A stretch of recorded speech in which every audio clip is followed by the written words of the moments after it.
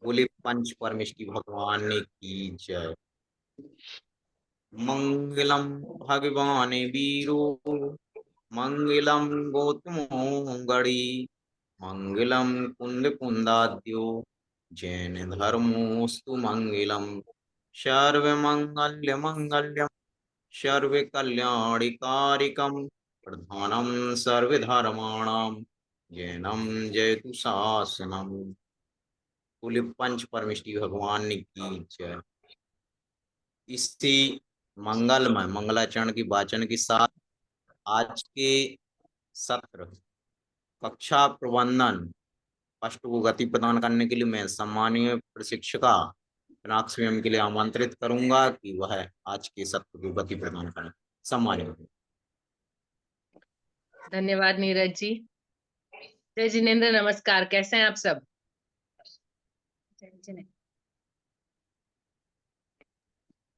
Ma'am हम सब अच्छे हैं, आप कैसे हो? बस बढ़िया हूँ।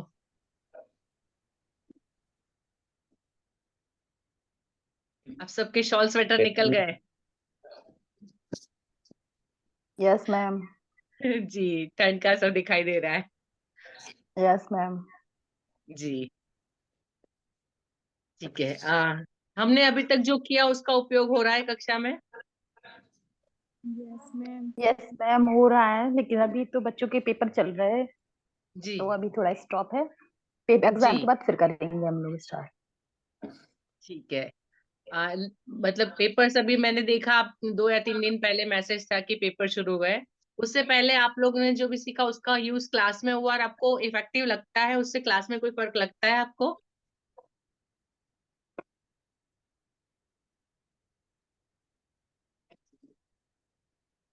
जी, थैंक यू वेरी मच। हाँ मैम, जैसे जो बच्चे बहुत ज्यादा वीक थे पहले मतलब पढ़ने में, उनमें मतलब थोड़ा थोड़ा इम्प्रूवमेंट। जैसे मैम एक बच्ची थी वो क्लास में बोलती नहीं थी, इसके बारे में मैंने आपसे डिस्कस किया था तो जी आपने बताया था। तो मैम फिर उसको मतलब अब वो हमने उसे मतलब बहुत प्यार से समझाया तो वो बोलती भी है। और मैम जैसे आपने राइटिंग का बताया था मैम, तो उसकी राइटिंग तो बहुत ही मतलब बहुत ही सुंदर लिखने लगी है, वो फर्स्ट क्लास की है। क्या बात है। पहले बहुत बहुत ही बढ़िया। गंदी राइटिंग थी, आपके तरीके से बहुत अच्छी लिखने लगी वो। चलो, बहुत अच्छी बात है, बहुत बढ़िया।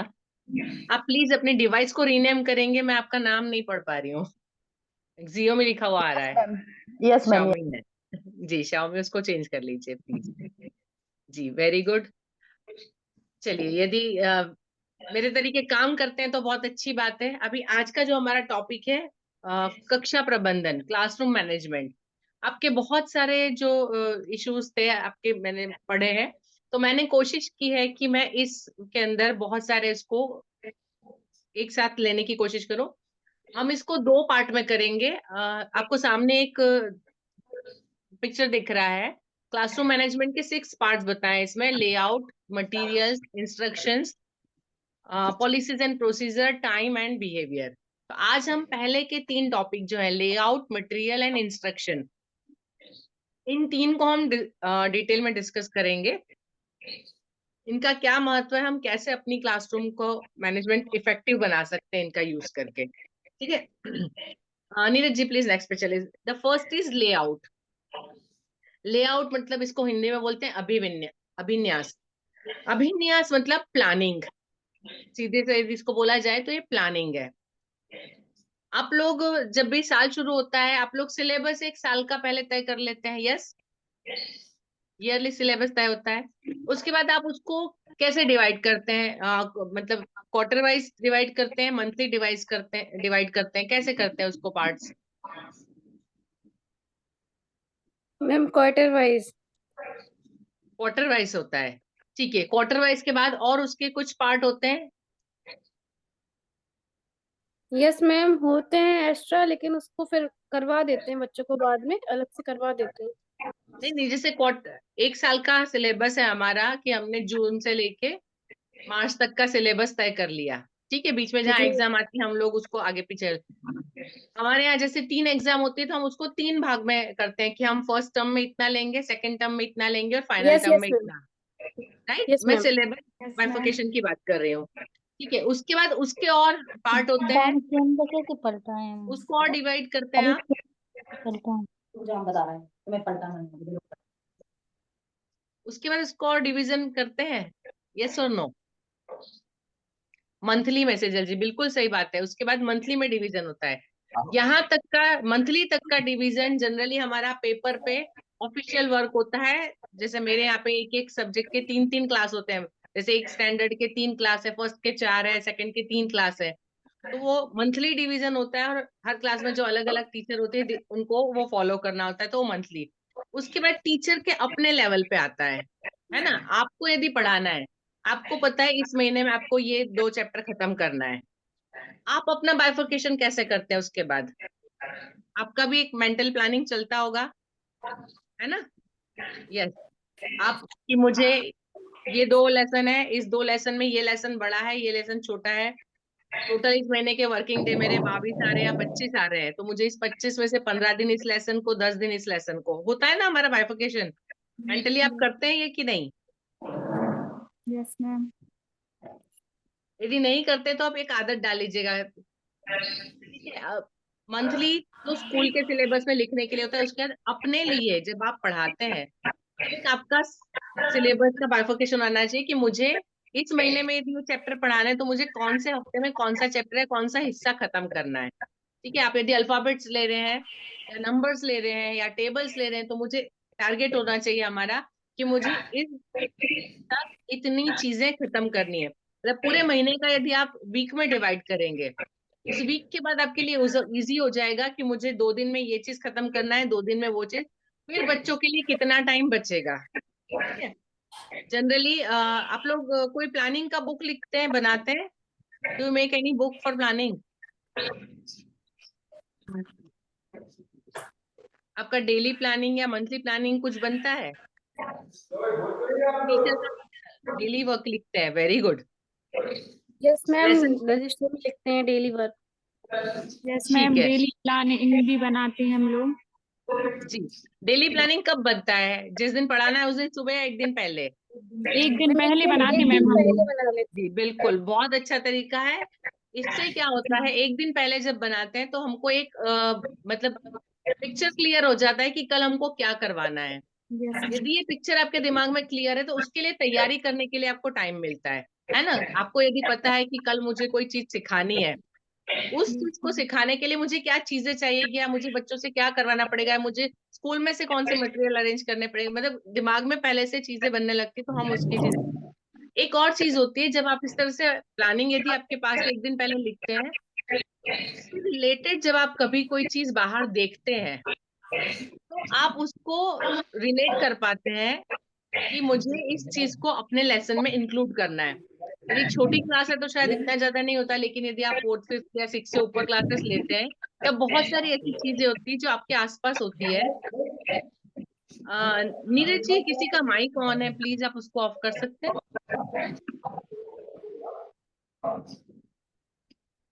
बहुत सारी ऐसी चीजें होती हैं जिनको हमको बच्चों के साथ इंक्लूड करना होता है। जैसे मैं हमेशा कोई भी लेसन पढ़ाती हूँ तो जो भी करंट अफेयर्स होते हैं उसको क्लास में जरूर डिस्कस करती हूँ। तो मैं हमेशा ढूंढती हूँ, तो कभी कोई ऐसी चीज देखती हूँ तो मुझे तुरंत दिमाग में आता है कि मुझे इस चीज को बच्चों को बताना चाहिए।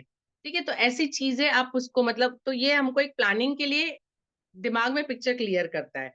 ठीक है, तो हमारे प्लानिंग के लेआउट के पार्ट क्या होंगे? लेसन प्लान, या हमारा डेली बुक जिसको आप लिखते हैं, या लॉग बुक बोलते हैं, हम इसको लॉग बुक बोलते हैं। हमारे हर एक पीरियड के लिए कौन सी टीचर क्या करवाएगी वो एक दिन पहले लिखते हैं। ठीक है, सिलेबस हम जैसे हमने डिस्कस किया, साल भर का, देन क्वार्टरली या टर्म वाइज, और फिर मंथली, और देन वीकली अपने लेवल पे। ठीक है, ये एक प्लानिंग दैट इज लेआउट। कब, किसको, क्या और कैसे पढ़ाना है, इन 4 चीजों के जवाब आपको इस प्लानिंग से मिलते हैं। कब पढ़ाना है, क्या पढ़ाना है, किसको पढ़ाना है और कैसे पढ़ाना है। क्योंकि किसको और कैसे बहुत ज्यादा इंपॉर्टेंट है, कब और क्या तो हमको पता होता है, सिलेबस रेडी है, लेकिन जिस क्लास को पढ़ाना है, मैंने यहाँ वैसे जैसे एक ही उसके 2-3 सेक्शन होते हैं, देन मुझे पता लगता है कि ये एक सेक्शन में, मैंने जब अभी फर्स्ट टर्म खत्म हुए, पेपर चेक किए बंडल, बी सेक्शन के क्लास के अंदर हार्डली 2 बच्चे फेल हो रहे थे और ऑलमोस्ट बाकी सबके मार्क्स, मतलब मैं यदि उसको एवरेज देखूं तो 20 आउट ऑफ 50 25 से अप वाले काफी थे, 30 40 से अप वाले मुझे भी काफी सारे बच्चे मिले। कंपैरिजन में मैं ए सेक्शन को यदि देखती हूँ तो मुझे उसमें शायद 12-15 बच्चे फेल दिखे और 40 से ऊपर वाले बच्चे मुझे कम दिखे। तो ये कंपैरिजन आप कर सकते हैं। तो जब मैं उस क्लास में जाती हूँ क्या पढ़ाना है, तो मैं उन बच्चों के हिसाब से सोच के जाती हूँ, बच्चों का जो लेवल है उसके हिसाब से, कि मुझे उनके बताने के लिए मुझे क्या एक्स्ट्रा एफर्ट डालने पड़ेंगे। व्हेन आई नो कि ए सेक्शन थोड़ा कमजोर है, वहां पे बच्चे जल्दी नहीं समझते, तो जब मैं ए सेक्शन के लिए जाती हूँ तो मैं उसके लिए कुछ अलग तैयारी करती हूँ कि यहाँ बच्चों की जरूरत क्या है, तो किसको पढ़ाना है और कैसे पढ़ाना है। ये 2 चीज यदि आपको पता है जिस क्लास में जा रहे हैं आप, जैसे आप लोग भी जानते हैं कि जब किसी क्लास में पढ़ा रहे हैं तो पर्टिकुलर किसी एक बच्चे को प्रॉब्लम है, आप काफी सारे डिस्कस करते हैं, उस बच्चे को हम क्या करेंगे, इस क्लास में ये बच्चे इस चीज में कमजोर है तो उसके लिए क्या करेंगे, इन सब प्लानिंग का हमको टाइम मिल जाता है। ठीक है। दूसरा एक फायदा ये होता है कि जब आपको पता है कि आपको क्या करना है, आपका कॉन्फिडेंस लेवल अप होगा। आपका कॉन्फिडेंस लेवल अप होगा तो आप जितना भी इंस्ट्रक्शन दे रहे हैं, जो पढ़ा रहे हैं, उसका इफेक्ट आपको ज्यादा देखने को मिलेगा। आपने भी मतलब महसूस किया होगा कि कभी हम किसी क्लास में सडनली आपको भेज दिया तो थोड़ा सा आपको भी सोच के कि अब मैं क्या करवाऊं इस क्लास में बच्चों को, पहले आप बच्चों को देखेंगे, थोड़ा सा डिस्कस करेंगे 5 मिनट, फिर आपको कुछ मिलता है कि हाँ अब मुझे ये करवाना है ना, तो वो टाइम निकल जाता है। लेकिन जब जाने से पहले आपको पता है, आप मेंटली प्रिपेयर रहते हैं, तो आपका जो कॉन्फिडेंस होता है वो आपके जेस्चर्स में, सामने रिस्पॉन्स में भी देखने को मिलेगा। तो कितना जरूरी समय किसको देना है ये हम डिसाइड कर सकते हैं इसके हिसाब से। हमारा क्लास यदि प्रॉपर करना है तो planning is the most important. ठीक है। अभी आपको, मुझे लगता है अपने पर्सनल लेवल पे भी प्लानिंग कैसे करना है you must have understood, right? You can thumbs up, I can see you all. ठीक है। नीरज जी प्लीज नेक्स्ट पे चलेंगे। इसके बाद सेकंड आता है मटेरियल, सामग्री। हमको पता है किसको पढ़ाना है, क्या पढ़ाना है, कैसे पढ़ाना है। अभी कैसे पढ़ाने के लिए जो हमको जवाब मिले उसके लिए हमको क्या मटेरियल चाहिए। ठीक है। इस मटेरियल में टीएलएम, टीएलएम आप लोग यूज करते हैं, कौन कौन से टीएलएम यूज करते हैं?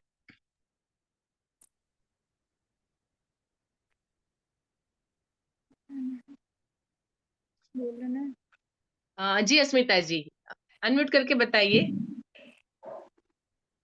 मैन जैसे अपन ग्रामर वगैरह कुछ भी पढ़ाते हैं तो उसके अकॉर्डिंग बनाते हैं, जैसे संज्ञा है तो उसके भेद, पर्यायवाची शब्द है तो उसके बारे में ऐसे।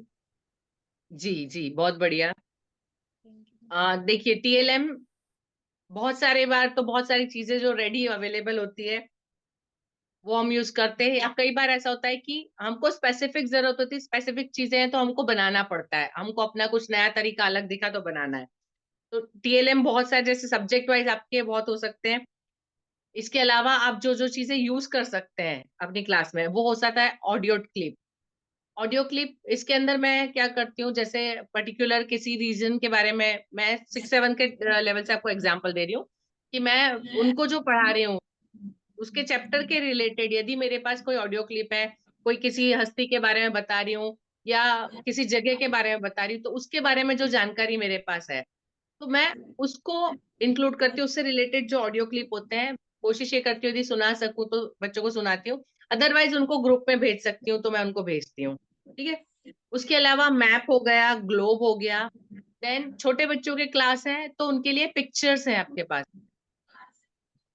जो भी आप टॉपिक सिखा रहे हैं, वेदर इट इज मैथ्स और इंग्लिश और Hindi, first second third what ever level जो भी है, उनकी जो भी पढ़ाई है उससे रिलेटेड मैक्सिमम कितना आप उनको पिक्टोरियल ले जा सकते हैं, उससे रिलेटेड पिक्चर। और पिक्चर हमेशा सिर्फ बुक को ना लेके आप हमेशा कोशिश करिए कि आप मैगजीन्स है, न्यूज़पेपर्स है, या कहीं और किसी जगह से कलेक्ट कर सके, या कुछ ऐसी चीजें लीजिए जो बच्चे हमेशा देखते हैं, वहां से यदि आप उसको कलेक्ट कर सके। जैसे बच्चे वीडियोस देखते हैं एडवर्टाइजमेंट देखते हैं, टीवी में कार्टून देखते हैं, तो यदि वहां से आप लोग कुछ कलेक्ट कर सकें तो वो ज्यादा बेटर होता है। ठीक है। उसके अलावा कुछ इन्फॉर्मेशन होती है, जैसे जनरली 4th 5th 6th के बच्चे ग्रामर वगैरह जिनको थोड़ा बहुत आप लेवल अप ले लेते हैं, तो उनके लिए बहुत सारे इन्फॉर्मेशन के आप बुक्स में से, लाइब्रेरी से ले सकते हैं या इंटरनेट से निकाल के टॉपिक से रिलेटेड इन्फॉर्मेशन है उसके थोड़े प्रिंट आउट वगैरह निकाल के थोड़े बड़े करके, तो वो आप उसको साथ में लेके जा सकते हैं। जैसे अभी मैं जेंडर पढ़ा रही हूँ, सपोज 6th 7th स्टैंडर्ड में जेंडर डिस्क्रिमिनेशन पढ़ा रही हूँ, तो मैं कोशिश करती हूँ कि रिसेंट डेज में यदि न्यूज़पेपर में या कहीं पे मुझे नेट में कोई मिल जाता है कि जेंडर डिस्क्रिमिनेशन पे कोई आंकड़े मिले या कोई ऐसा इंसिडेंट मिला, तो मैं उसको जरूर क्लास में लेके जाती हूँ। ठीक है। उसके अलावा यदि आप कोई चीज प्रैक्टिकल करके दिखा रहे हैं तो उसका डेमो दिखाना है। एक एग्जांपल दूंगी मैं। 6th स्टैंडर्ड के अंदर टाइप्स ऑफ लैंड है ना, लैंड के अलग अलग टाइप्स है, तो जब उनको सिखाना होता है तो फोल्ड माउंटेन कैसे बनते हैं, जैसे Himalaya mountains are fold mountain. Fold mountain मतलब दो चीजें जब टकराती है आपस में, तो जब जगह नहीं रहती तो फिर वो ऊपर जगह लेने लगती है ना।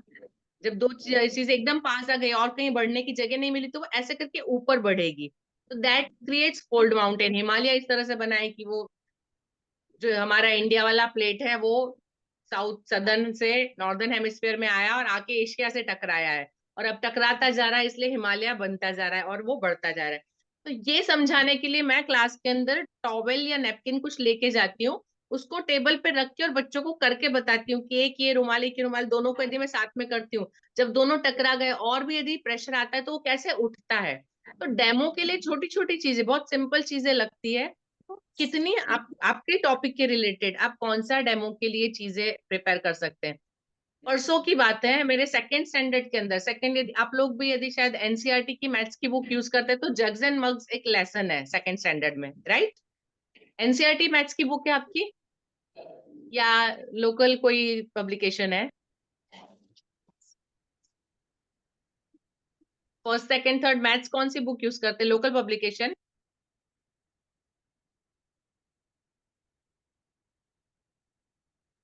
प्लीज कोई तो आंसर करिए।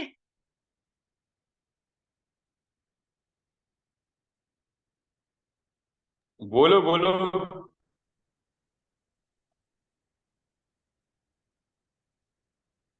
किसी की आवाज नहीं आ रही क्यों?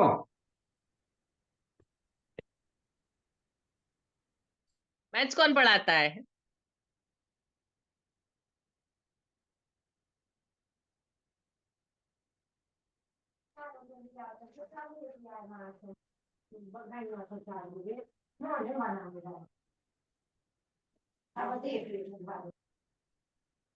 प्लीज आंसर करिए मुझे।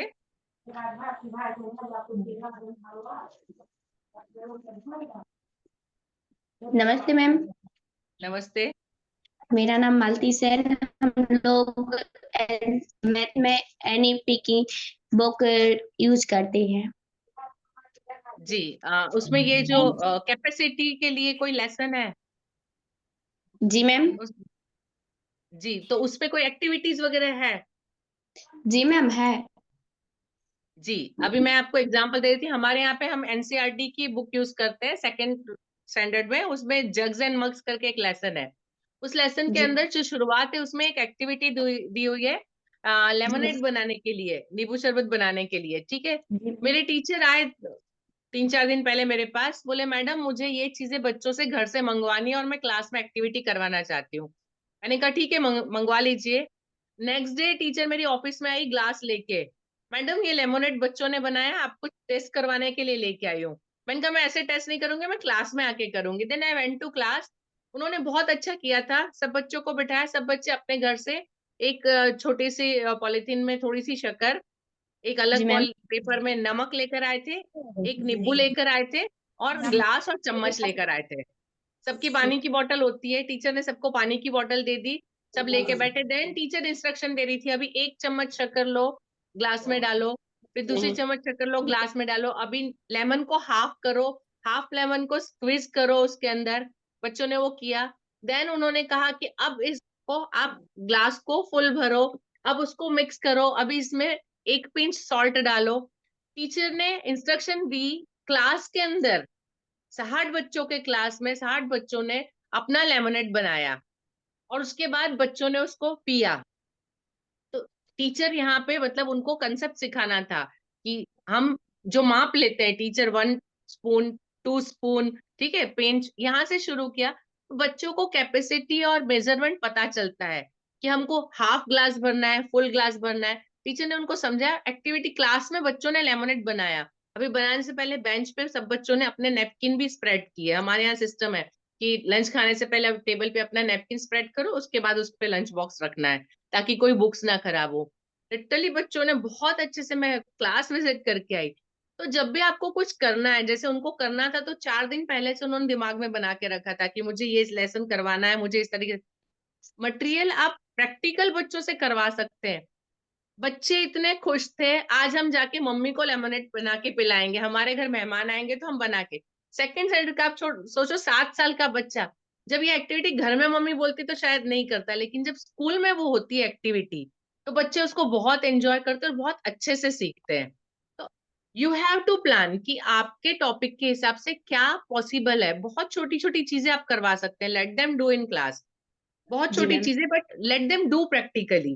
ठीक है, तो मटेरियल अवेलेबल आपको वो करवाना है। उसके अलावा कोई साइंस का कुछ है तो आप स्पेसिमेन लेके आइए, जैसे ट्रीज प्लांट्स और ये बता रहे तो आप एक स्पेसिमेन उठाकर लेकर आइए क्लास में और बच्चे को बताइए कि लीव्स ये होती है, लीव्स अलग अलग तरह की, तो आप 10 तरह की लीव इतनी से लेके इतनी बड़ी तक डिफरेंट साइज की, यू प्रैक्टिकली ब्रिंग दो थिंग। बच्चों ने देखी होगी लेकिन जब वही चीज आप क्लास में लाके दिखाते हैं, मनी करते हैं।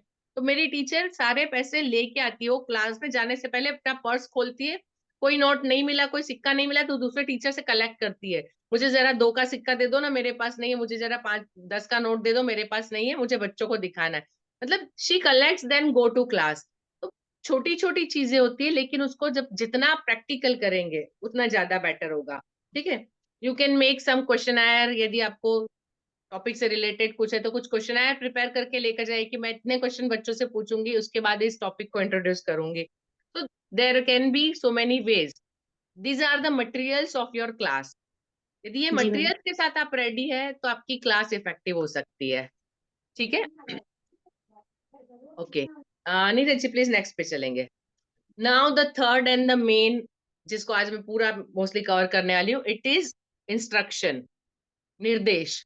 Instruction means the basically what we are teaching. हम जब बच्चों को नॉलेज देते हैं, इंफॉर्मेशन ट्रांसफॉर्म करते हैं, that is called instruction. That is only main teaching यहाँ आती है। हमारा प्लानिंग हो गया, हमारी सारी मटेरियल की तैयारी हो गई, then in class how do we teach, कैसे पढ़ाया जाए कि जो इफेक्टिव हो, हमारी प्लानिंग जिस सोच से हमने की थी उसको अचीव करे। ठीक है, there are many types of teaching. एक है, पहला है डिफरेंशिएटेड इंस्ट्रक्शन, मीन्स विभेदित अनुदेश अनुदेशन। यहाँ विभेदित अनुदेश मीन्स हर एक बच्चे या क्लास की रिक्वायरमेंट और उनके लेवल के अकॉर्डिंग आप उनको दें। बोलते हैं हमारे 5 उंगलियां भी एक जैसी नहीं है, लेकिन वो साथ में मिलती तभी काम करती। क्लास के अंदर बच्चे, सबका लेवल एक जैसा नहीं होता है, सबकी जरूरत अलग अलग होती है। तो you have to try maximum कि आप हर एक की जरूरत को, आप जब प्लानिंग करते हैं तो इस तरीके से प्लानिंग करिए कि क्लास की हर एक की जरूरत को पूरा कर सकें। वो कैसे हो सकता है, जैसे पढ़ाना आपको जो है वही है, लेकिन आपको पता है कि इस क्लास में ये 10 बच्चे जो हैं वो थोड़े से कमजोर हैं, उनको पढ़ाने के लिए मुझे, तो आप उनके लिए कुछ एक्स्ट्रा एक्सरसाइज, कुछ एक्स्ट्रा एक्टिविटी या कोई ऐसा इजी तरीका जो आपको है तो वो स्पेशल उनके लिए लेकर जाइए। आपको पता है कि ये 4 बच्चे हैं जो सबसे पहले करके बैठ जाएंगे, फ्री हो जाएंगे, तो आप एक एक्स्ट्रा क्वेश्चन आयर या कुछ एक एक्स्ट्रा चीज उनके लिए लेकर जाइए कि आप वो उनका काम खत्म होने के बाद उनके लिए देंगे कि आप अब ये करिए, तब तक आप बाकी क्लास को मैनेज करेंगे। तो ये होता है डिफरेंशिएट कि किसकी कैसी जरूरत है, उसके हिसाब से आपकी प्लानिंग होगी। ठीक है, इसके बहुत सारे तरीके होते हैं, जैसे क्लास में, चालू क्लास में तो इस तरीके से आप स्पेशल कुछ मटेरियल उसके लिए ढूंढ के रखिए, तैयारी करवाइए। सपोज आप स्पेलिंग सिखा रहे हैं, बेसिकली हम पूरी क्लास को 3 लेटर वर्ड सिखा रहे हैं, कोई स्पेलिंग सिखा रहे हैं। कुछ बच्चे हैं जो पहले से कंप्लीट करके बैठ जाएंगे, तो आप उनके लिए कुछ एक्स्ट्रा स्पेलिंग लेके जाइए। उनको आपको सिखाना नहीं, कुछ नहीं करना, उनको वो पेपर दे देना है कि आप इसको देखो, क्या समझ में आता है आप सीखो, फिर यदि प्रॉब्लम होती है तो आप पूछो। बहुत सारे बच्चे से जो फिनिश करके बैठे हैं तो they will learn that also themselves. वहीं आपको कुछ बच्चे क्लास के अंदर जो बाकी बच्चे हैं उनके साथ जहाँ पे प्रॉब्लम फेस हो रही है, उनको वो सिखाने के लिए आप फोनिक्स के क्या एक्स्ट्रा एक्टिविटी कर सकते हैं, आप उनको कौन सा अलग तरीका नया इंट्रोड्यूस कर सकते हैं कि जिससे, जैसे आपको पता है कि कोई पर्टिकुलर बच्चा है वो रिपीटेशन से याद रखता है, तो आप उसको 4 बार लिखने को दे सकते हैं। आपको पता है कोई बच्चा 5 बार बोल लेगा और आपको सुना देगा तो उसको याद हो जाएगा, तो आप उसको बोलिए, आप बोल लीजिए मैं आपसे सुन रही हूँ, आपको पूरी क्लास से नहीं सुनना है, आपको डिफ्रेंशिएट करना है कि किस बच्चे की क्या जरूरत है, कैसे समझता है। ठीक है, मैं भी 60 बच्चों का क्लास लेती हूँ तो मुझे पता होता है किसका क्या लेवल है, मुझे कब किससे क्या क्वेश्चन पूछना है और किसको क्या देना है काम। इवन इन 60 क्लास मैं उसको हैंडल कर लेती हूँ। जब मैं एग्जाम्पल देती हूँ तब मैं पर्टिकुलर बच्चे का नाम लेके पूछती हूँ, ये चीज ऐसे है ना, आप ये इसका उदाहरण ऐसे, तो बच्चे भी उसको रिलेट कर पाते हैं और वो, हमको पता है कि किस बच्चे को प्रॉब्लम है तो उसका अटेंशन अपनी तरफ कैसे ग्रैब करना है। तो आपकी जो टीचिंग होती है तो उसको इस तरह से प्लानिंग करके क्लास में डिफरेंशिएट टीचिंग आप इस तरीके से दे सकते हैं। ठीक है, कई बार ऐसा होता है कि कुछ ऐसे हैं जिसको 1-to-1 हेल्प चाहिए, जब तक आप उसको हाथ पकड़ के नहीं करेंगे, स्पेशली छोटे क्लासेस में प्रॉब्लम होता है, जब तक आप उसको हाथ पकड़ के नहीं करवाएंगे वो शुरू नहीं करेगा, उससे नहीं होगा, या एवरीवेयर रिक्वायर्स थोड़ी सी हेल्प ज्यादा लगती है। ठीक है, तो आप उनके लिए कुछ अरेंजमेंट, जैसे बताया कि कुछ बच्चे जो, किसी स्मार्ट बच्चे के पास बैठा दीजिए और उसको बोलिए इसको देखते रहना, जब ये ना करे तो मुझे बता देना। ठीक है, मेरे कुछ टीचर ऐसे करते हैं कि जिस बच्चे को जरूरत होती है उसको किसी अच्छे बड़ी के साथ बिठाते हैं ताकि उसको हेल्प मिल जाती है। ठीक है, उसके लिए आपको कुछ स्पेशल चीजें ले जानी है, कुछ करना है तो उसको आप उसके अरेंजमेंट कर सकते हैं, या उससे कुछ स्पेशल करवाना है कि भाई घर से आपको ये चीज करके लाना है, आप बस ये होना चाहिए, आप पेरेंट्स से डिस्कस करके उसकी एक तैयारी करवा सकते हैं। पेरेंट्स का इन्वॉल्वमेंट बहुत होता है। जैसे अभी मैं आज का आपको एग्जांपल दूं, मेरे क्लास में 4th स्टैंडर्ड में एक बच्चा है जिसको डिस्ग्राफिया है। 4th तक आ गया, तब तक पेरेंट्स को समझ नहीं आया था, जब बहुत प्रॉब्लम हुई उनको मैंने भी डिस्कस किया। 3rd में भी मैंने उनको 2-3 बार बुला के बोला कि आप, इसको कुछ प्रॉब्लम है आप बताइए किसी को, डॉक्टर को, तब जाके उन्होंने अब 4th में आके डॉक्टर को बताया और फाइनली ये मतलब वर्कआउट हुआ है कि वो डिस्ग्राफिया का पेशेंट है। डिस्ग्राफिया के अंदर ये होता है कि बच्चा लिख नहीं पाता है, वॉवेल की कंसेप्ट नहीं होती है उनको, वो सिर्फ कॉन्सोनेंट को पकड़ते हैं, वॉवेल को भूल जाते हैं डिस्ग्राफिया में, और वो लिख नहीं पाते, वो ना रीड कर पाते हैं ना राइट कर पाते हैं। आज उसका रिजल्ट आया था, तब उसके पेरेंट आए, अब उसके पेरेंट भी थोड़े सजाग हो गए, वो भी ध्यान देते हैं अच्छे से। तो उसको आज मेरे पास आए, पेपर्स लेके बैठे, लिटरली उन्होंने क्वेश्चन पेपर सारे घर से लेकर आए थे, हमने उनको आंसर शीट दिखाई, हर एक क्वेश्चन के बाद उन्होंने, बच्चे ने कहाँ गलती की उन्होंने क्वेश्चन पेपर में नोट किया हुआ था, मुझे आके बताते मैम ये चीजें उसने कर ली, यहाँ यहाँ उसको प्रॉब्लम आई। मतलब पेरेंट्स, क्योंकि वो पहले लास्ट ईयर मैंने उनके साथ बहुत सारा टाइम बिगाड़ा है, बहुत सारा डिस्कशन उनसे, पेरेंट्स बोलते हैं आप ये नहीं करते, मैं बता रही हूँ आप वो नहीं करते, मतलब थोड़ा बहुत वो चलता है, हॉट डिस्कशन चलते हैं, बहुत कुछ होता है, बट एट लास्ट वो उनको भी समझ में आया, अब हुआ, now he is working on that. अभी मुझे आके बोलते हैं कि मुझे टीचर्स की इस जगह पे हेल्प चाहिए, मुझे चाहिए कि बच्चा मेरा एक बार लिख ले तो दोबारा टीचर होमवर्क देते हैं वो मेरा बच्चा ना करके मैं उसको जो जरूरत है वो सिखाऊं, तो मुझे थोड़ा ये, तो मैंने टीचर से बुला के बात किया कि एक बार उसका लिखना हो जाता है तो आप उसको फोर्स नहीं करेंगे, क्योंकि उसको लिखना सीखने के लिए टाइम चाहिए। वो बोर्ड से कॉपी कर लेता है, गलती होती टीचर वो कर देते, लेकिन अपने आप लिखने में जहाँ उसको हेल्प चाहिए, सो स्पेसिफिकली किसको कहाँ कैसी हेल्प चाहिए दैट वी कैन प्लान। ठीक है, so this will be differentiated instruction. Second है व्याख्यान आधारित शिक्षा, है लेक्चर बेस्ड मेथड, मोस्टली हम सब लोग यही फॉलो करते हैं, एम आई राइट?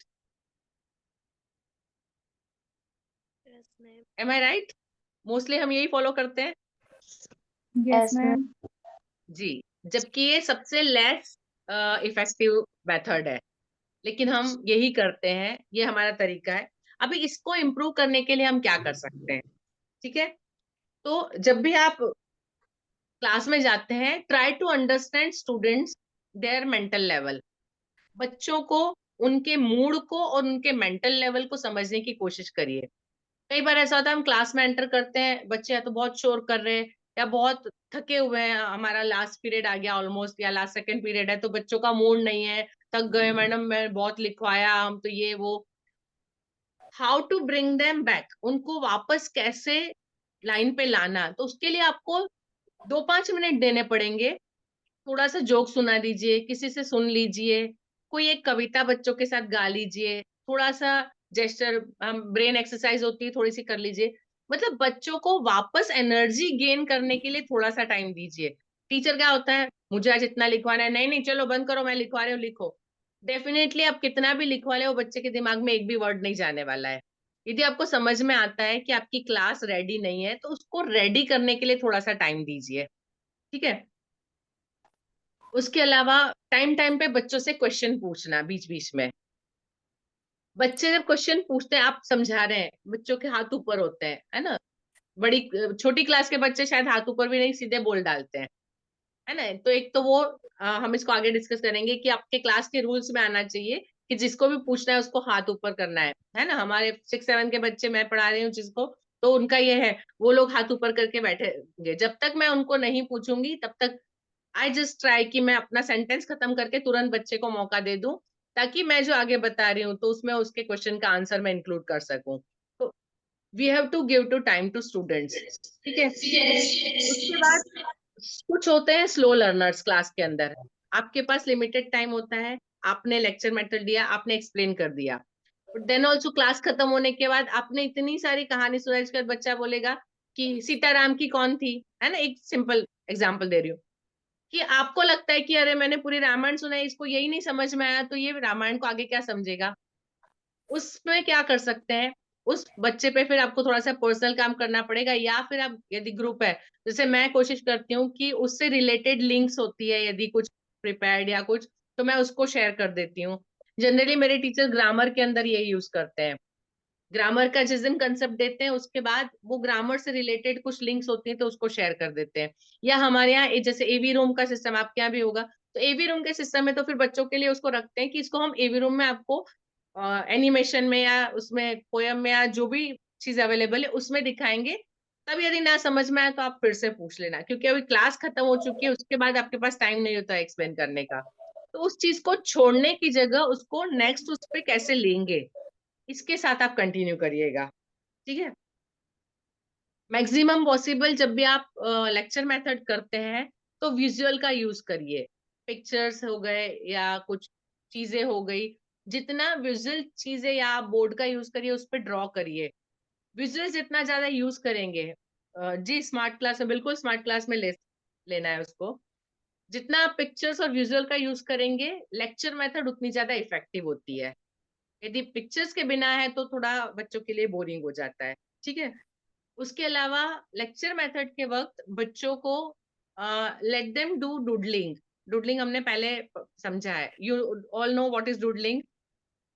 डूडल करना पता है ना, ड्राइंग करना, कुछ कुछ ड्रॉ करना। Yes ma'am. डूडलिंग बच्चों को अलाउ करिए जब भी आप बच्चों को समझा रहे हैं, लेट देम हैव पेंसिल। आप जो पढ़ा रहे हैं, जैसे इंग्लिश पढ़ा रहे हैं, तो जो हार्ड वर्ड है उनको बोलिए आप अंडरलाइन करिए, या आपको जो नया वर्ड लगता है उसको अंडरलाइन करिए। ये हमारे मतलब थर्ड फोर्थ से बच्चे इजीली इसको कैच कर लेते हैं, सेकंड के बच्चे भी इवन, कि आपको जो वर्ड नया लगता है कि मैंने आज नया सीखा, उसको अंडरलाइन करिए। जहां बच्चे को लगता है कि इसका मतलब क्या है, तो उससे रिलेटेड वहां पे कुछ ड्रॉ कर सकते हैं। हिंदी में उनको आता है तो लिख सकते हैं, अपनी लैंग्वेज में जो भी अपने तरीके से उसको वो लोग कर सकते हैं। ठीक है। 6-7 के अंदर हमारे यहाँ बच्चे हाइलाइटर यूज करते हैं बुक के अंदर, या अंडरलाइन करते हैं। तो इवन मैं बताती हूँ उनको कि आपको जहां जहां लगता है, मैं जब समझा रही हूँ तब मैं किस चीज पे स्ट्रेस दे रही हूँ। जैसे कोई मेन नेम्स हो गए हिस्ट्री में किसी के, या साइंस पढ़ा रहे हैं तो पर्टिकुलर प्रोसीजर हो गया, तो उसकी सीक्वेंस हो गया, कुछ भी ऑर्गन्स के नेम हो गए, क्या क्या मैंने, तो वहां वहां अंडरलाइन करिए। क्योंकि हम हर चीज क्वेश्चन आंसर में नहीं करवाते, हमारे यहाँ जब पेपर बनता है तो टीचर को एटलीस्ट 5 मार्क का ऐसा लेना होता है जो टीचर ने कभी एक्सरसाइज में लिखवाया नहीं है लेकिन लेसन में था। टीचर ने लिखवाया नहीं है, करवाया नहीं, लेकिन वो लेसन में था, बुक के अंदर है, समझाया है। तो ये चीज पेपर में आएगी। हम पेरेंट्स को भी समझा के रखते हैं, बच्चों को भी समझा के कि प्रिपेयर रहिए, पूरा लेसन पढ़िए, क्योंकि 4-5 मार्क का कहीं बीच में से होगा जो आपको करना है। तो ये जो अंडरलाइनिंग होती है या हाईलाइटेड होता है, वो चीज तब काम आती है। Specially 4th 5th 6th class में तो ये हैबिट होनी चाहिए, ताकि बच्चे पूरा लेसन गो थ्रू करें। इससे फायदा ये होता है कि बच्चे अपने नोट्स बनाना सीख जाते हैं। जो 10th और 12th लेवल पे आके जो बच्चों को अपनी सेल्फ स्टडी जब करनी होती है, उसका बेस हम यहाँ पे 4th 5th में ये सिंपल चीज अंडरलाइन और हाइलाइटर से उनको दे सकते हैं। यहाँ जो आदत बन जाएगी वो उनको हमेशा होल लाइफ आगे काम आने वाली है। ठीक है, नीरज जी प्लीज नेक्स्ट पे चलेंगे। बहुत सारे लोगों के वीडियोस ऑफ है, मैं आप लोगों को देख नहीं पा रही हूँ, प्लीज आप लोग वीडियो ऑन करेंगे, प्लीज सब लोग अपने वीडियो ऑन करिए, थैंक यू। इसकी बात है प्रौद्योगिकी आधारित शिक्षा, मतलब टेक्नोलॉजी बेस्ड। सामने आपको दिख रहा है, ये एग्जाम्पल वो है जो मैं एग्जाम्पल क्लास में देती हूँ। ठीक है, जो पहला एग्जाम्पल है सब पहचान रहे होंगे, कौन सा सीरियल का है?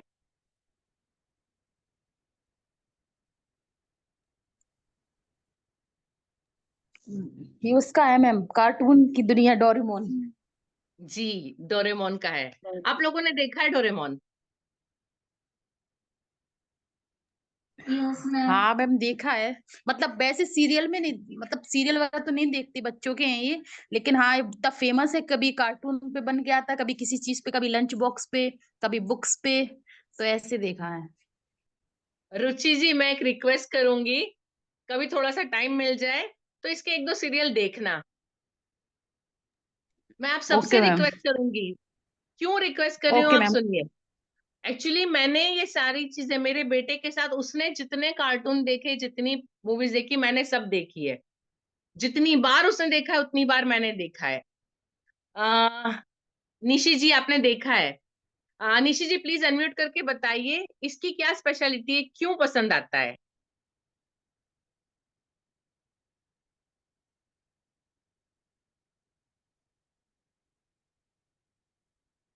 निशी जी प्लीज बताइए।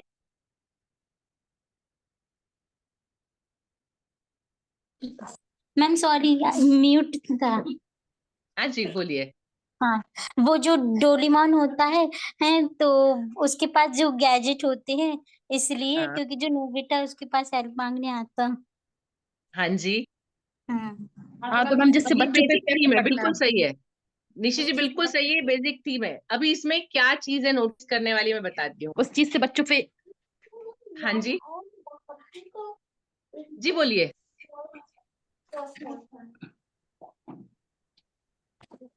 कैरेट है मैम, जैसे बच्चे ये सीरियल देखते हैं ना, तो उन पे भी असर पड़ता है कि हम ये चीज खाएंगे तो हमारे अंदर ताकत आएगी, इस चीज से हम ये काम कर सकते हैं, ऐसा कर सकते हैं, जी माइंड तेज होगा। जी, एक्चुअली ये जो सीरियल बनाया है, जिसने बनाया है बहुत समझदार, I literally appreciate that person. इसमें क्या है, हर बार एक प्रॉब्लम आती है नोबिता के सामने, फिर नोबिता डोरेमोन के पास जाता है और डोरेमोन उसका जो सॉल्यूशन देता है, जब डोरेमोन उसको समझाता है, उसके साथ में वो लोग साइंटिफिक बेसिक कंसेप्ट देते हैं। उसके अंदर उसमें जो मैंने ये आपको जो सामने दिख रहा है, ये एक पेड़ वाला एक स्टोरी था, कि वो एक पौधा कहीं से ले आता है, डोरेमोन को सॉरी नोबिता को मिल जाता है। फिर नोबिता उसको घर लाके तो बोले मैं इसको पालूंगा, मैं इसको, वो पौधा बोल सकता है, उसमें ऐसा थोड़ा सा कार्टून बताया, तो बोलता है मैं इसको पालूंगा, ये करूंगा, वो उससे नोबिता, तो नोबिता जैसे खुद खाता है, अपना दूध लेके आता है, तो उसका दूध का ग्लास उसके लिए लेके आता है, उसको बोलता है लो पियो, है ना, तो उसके पत्तों के आगे रखता है। तो फिर डोरेमोन उसको समझाता है नहीं ऐसे नहीं होता है, वो एक कटोरे में पानी लेके आता है और उस पौधे को उसके अंदर उसकी जड़ें रखता है ना। तो यहाँ मतलब जी डोरेमोन पढ़ने में वीक है और गैजेट्स के थ्रू करता है, लेकिन ये जो बेसिक कंसेप्ट था इस पूरे उसका, वो क्या करता है, वो रूट्स को रखता है, फिर वो डोरेमोन उसको समझाता है कि नोबिता ये जो पेड़ होते हैं ना, वो अपनी जड़ों से पानी लेते हैं और वो वहां से पीते हैं और इससे बड़े होंगे। तो ये सीरियल इसलिए बहुत सारे कंसेप्ट इतने इजी तरीके से सीरियल में सिखाई है जिसकी कोई हद नहीं। एक पूरी इसकी मूवी बनी है कि हम जब पेड़ काटते हैं, एक बार ऐसा हो कि सारे पेड़ मतलब दूसरे ग्रह पे चले गए, ऐसा, फिर नोबिता जाता है वहां से बचा के लाता है, तो वहां पे केस चलता है, वो बरगद का पेड़ होता है, वो जज होता है, उनका किंग होता है, वो बोलता है हम पृथ्वी से सारे पेड़ हटा लेंगे, हम वहां नहीं, मतलब है ये कॉमिक, लेकिन क्या होता है, हम यदि करते हैं उसका इम्पैक्ट एनवायरनमेंट पे क्या हो रहा है, तो वो एनवायरनमेंट कैसा फील कर रहा होगा, है कहानी, लेकिन बेसिक कंसेप्ट जो है वो इसमें बहुत अच्छे तरीके से समझाई गई है। तो आप भी थोड़ा सा इंटरेस्ट रखिए कि बच्चों की ऐसी चीजें आप, इसके बहुत सारे ऐसे सीरियल्स मतलब स्टोरीज हो सकती है मुझे लगता है कि आप अपनी क्लास में यूज कर सकते हैं। आज का एग्जांपल दूं, आज मैं बच्चों को होम पीपल ट्राइबल के बारे में पढ़ा रही थी। 7th स्टैंडर्ड अहोम बता सिखा रही थी। आप सोचिए, वहां पे मैंने शिनचैन का एग्जांपल दिया। वहां पे बीच में ही ऐसा है कि Ahom people have found many ways for cultivation of paddy. Paddy के कल्टीवेशन के बहुत सारे तरीके आज से 2500-3000 साल पहले उन्होंने नए तरीके ढूंढ लिए थे। तो मैं बच्चों से वही डिस्कस, मैंने बच्चों से पूछा पैडी क्या होता है पता है? तो क्लास में 60-65 में से एक को पता था कि पैडी क्या होता है। चावल मतलब डांगर, जिसको चावल जो जब मतलब खेत में होता है उसको पैडी कहा जाता है, राइस बनने से पहले। उसकी खेती कैसे होती है? तो वहां फिर मैंने पूछा कि किसी ने देखा है, किसी को पता है कि इसकी स्पेशलिटी क्या है, चावल कैसे उगता है, क्या उसकी स्पेशलिटी होती है, बाकी खेती से कैसे अलग होती है? तो बच्चे बोलते नहीं। मैंने समझाया कि वो पानी वाला होता है, पौधे उठा के लगाने होते हैं। तो मुझे याद आया कि ऐसा शिनचैन में मैंने देखा है। तो मैंने उनसे पूछा कि आपने शिनचैन में देखा था एक एपिसोड जिसमें वो लोग खेत में जाते हैं? हाँ मैडम, वो लोग पौधे उठा के निकाल के लगाते हैं। सारे बच्चे मीन्स, तो हम यदि मैंने देखा था तो मैं उनको कनेक्ट कर पाई। वैसे ही मैं ट्राइबल सिखा रही थी तो मैंने उनको कनेक्ट किया। मैंने कहा तो आपने RRR पिक्चर देखी है? आप लोगों ने देखी है RRR मूवी? नहीं। RRR मूवी जो है वो आजादी के पहले की है। उस वक्त की जो कथा है उसमें बताया है कि मतलब जो हम मेन स्ट्रीम में, हम जो शहरों में लोग रहते हैं वो, प्लस जो जंगलों में जो जनजाति लोग रहते हैं वो, उन लोगों की एक स्टोरी है। एक जनजाति का हीरो है और एक इधर का हीरो है। वो दोनों मिलके अंग्रेजों के खिलाफ लड़ते हैं। वो एक स्टोरी है। तो वो जनजाति, मैं बच्चों को ट्राइब के बारे में बता रही थी, तो कैसे उसको सिखाना। तो जब मैंने ये बोला, मेरे क्लास में मोस्टली बच्चों ने देखी हुई थी, तो वो बहुत जल्दी उसको कनेक्ट कर पाए। और मतलब मुझे ज्यादा डिटेल समझाने की जरूरत नहीं पड़ी, उन्होंने कनेक्ट कर लिया। तो कहने का मतलब ये है कि टेक्नोलॉजी का यूज आप अपनी क्लास में कितना मैक्सिमम कर सकते हैं। थोड़ा सा इंटरेस्ट, यदि आप बच्चों के साथ रहते हैं तो बच्चों के इंटरेस्ट की चीजों में आपको इंटरेस्ट लेना पड़ेगा। थोड़ा सा उसको देखना पड़ेगा, बच्चे कौन से कार्टून देखते हैं, कौन सी चीजें उसके अंदर से क्या है जिसको हम उनको पढ़ाने के लिए यूज कर सकते हैं। ये बहुत सारी चीजें ऐसी होती है। यदि आपको कभी टाइम मिले और ये आप डोरेमोन वगैरह देखते हैं। दूसरा मैंने एग्जाम्पल दिया है फिनियस एंड फर्ब्स। फिनियस एंड फर्ब्स एक ऐसा सीरियल है जिसके अंदर दो भाई हैं, समर वेकेशन है, और वो हर रोज कोई ना कोई नई चीज बनाते हैं साइंटिफिकली, और बहुत सारे एडवेंचर करते हैं। तो वो साइंस के कंसेप्ट यहाँ पे भी, पर थोड़ा लेवल अप है उसमें। थोड़े बड़े बच्चों को समझ में आएगा। डोरेमोन छोटे बच्चों के लिए है। ठीक है, तो कोशिश करिएगा कि इसमें से कुछ यूज कर सके आप लोग। ठीक है। नीरज जी प्लीज नेक्स्ट पे चलेंगे। नेक्स्ट है ग्रुप लर्निंग। जी, serial and cartoon, Nishi ji बिल्कुल। ग्रुप लर्निंग, बच्चे क्लास के अंदर होते हैं, ग्रुप में होते हैं। तो हम ऐसे कौन सी एक्टिविटी कर सकें कि हमारा जो सिखाने का समझाने का एम है उसको हम उनके ग्रुप की एक्टिविटीज को यूज करके इफेक्टिवली कर सकें। ठीक है। ग्रुप प्रोजेक्ट हम दे सकते हैं, 2-3 बच्चे मिलके कोई काम करें। बहुत सिंपल सिंपल चीजें हो सकती है, जैसे प्रोडक्शन इन द प्लांट्स यदि आप सिखा रहे हैं तो आप बच्चों को बोलिए, एक बच्चा एक खाली बर्तन ले आए, दूसरा बच्चा मिट्टी लेके आ जाए, है ना, तीसरे बच्चे को कि रोज आपको इसमें पानी डालना है। उसमें एक बच्चा दाने लेके आया, उन्होंने डाल दिए। मेरे बच्चे बहुत सारे करते हैं, आपके भी शायद कर रहे होंगे।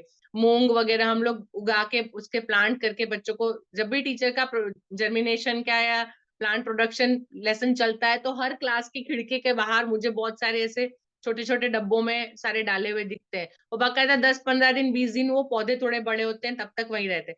तो ये ग्रुप प्रोजेक्ट दे सकते हैं कि भाई आप ये लाइन वालों को इस पौधे की देखभाल करनी, इनको ये। तो हर एक के पौधे मुझे, फिर बच्चे जब पौधे निकल आते हैं, बड़े होते हैं, तो मेरे ऑफिस में लेके आते दिखाने के लिए कि मैडम हमने ये झाड़ उगाया है। तो बच्चे कनेक्ट कर पाते। तो कौन सी चीज टीचर उनको बाकायदा फिर उसमें खोल के दिखाती है कि ये हमने सीड लगाया था, ये सीड के कॉटिलेडन्स है, एक एक पार्ट उसका अलग करके फिर क्लास में दिखाती है।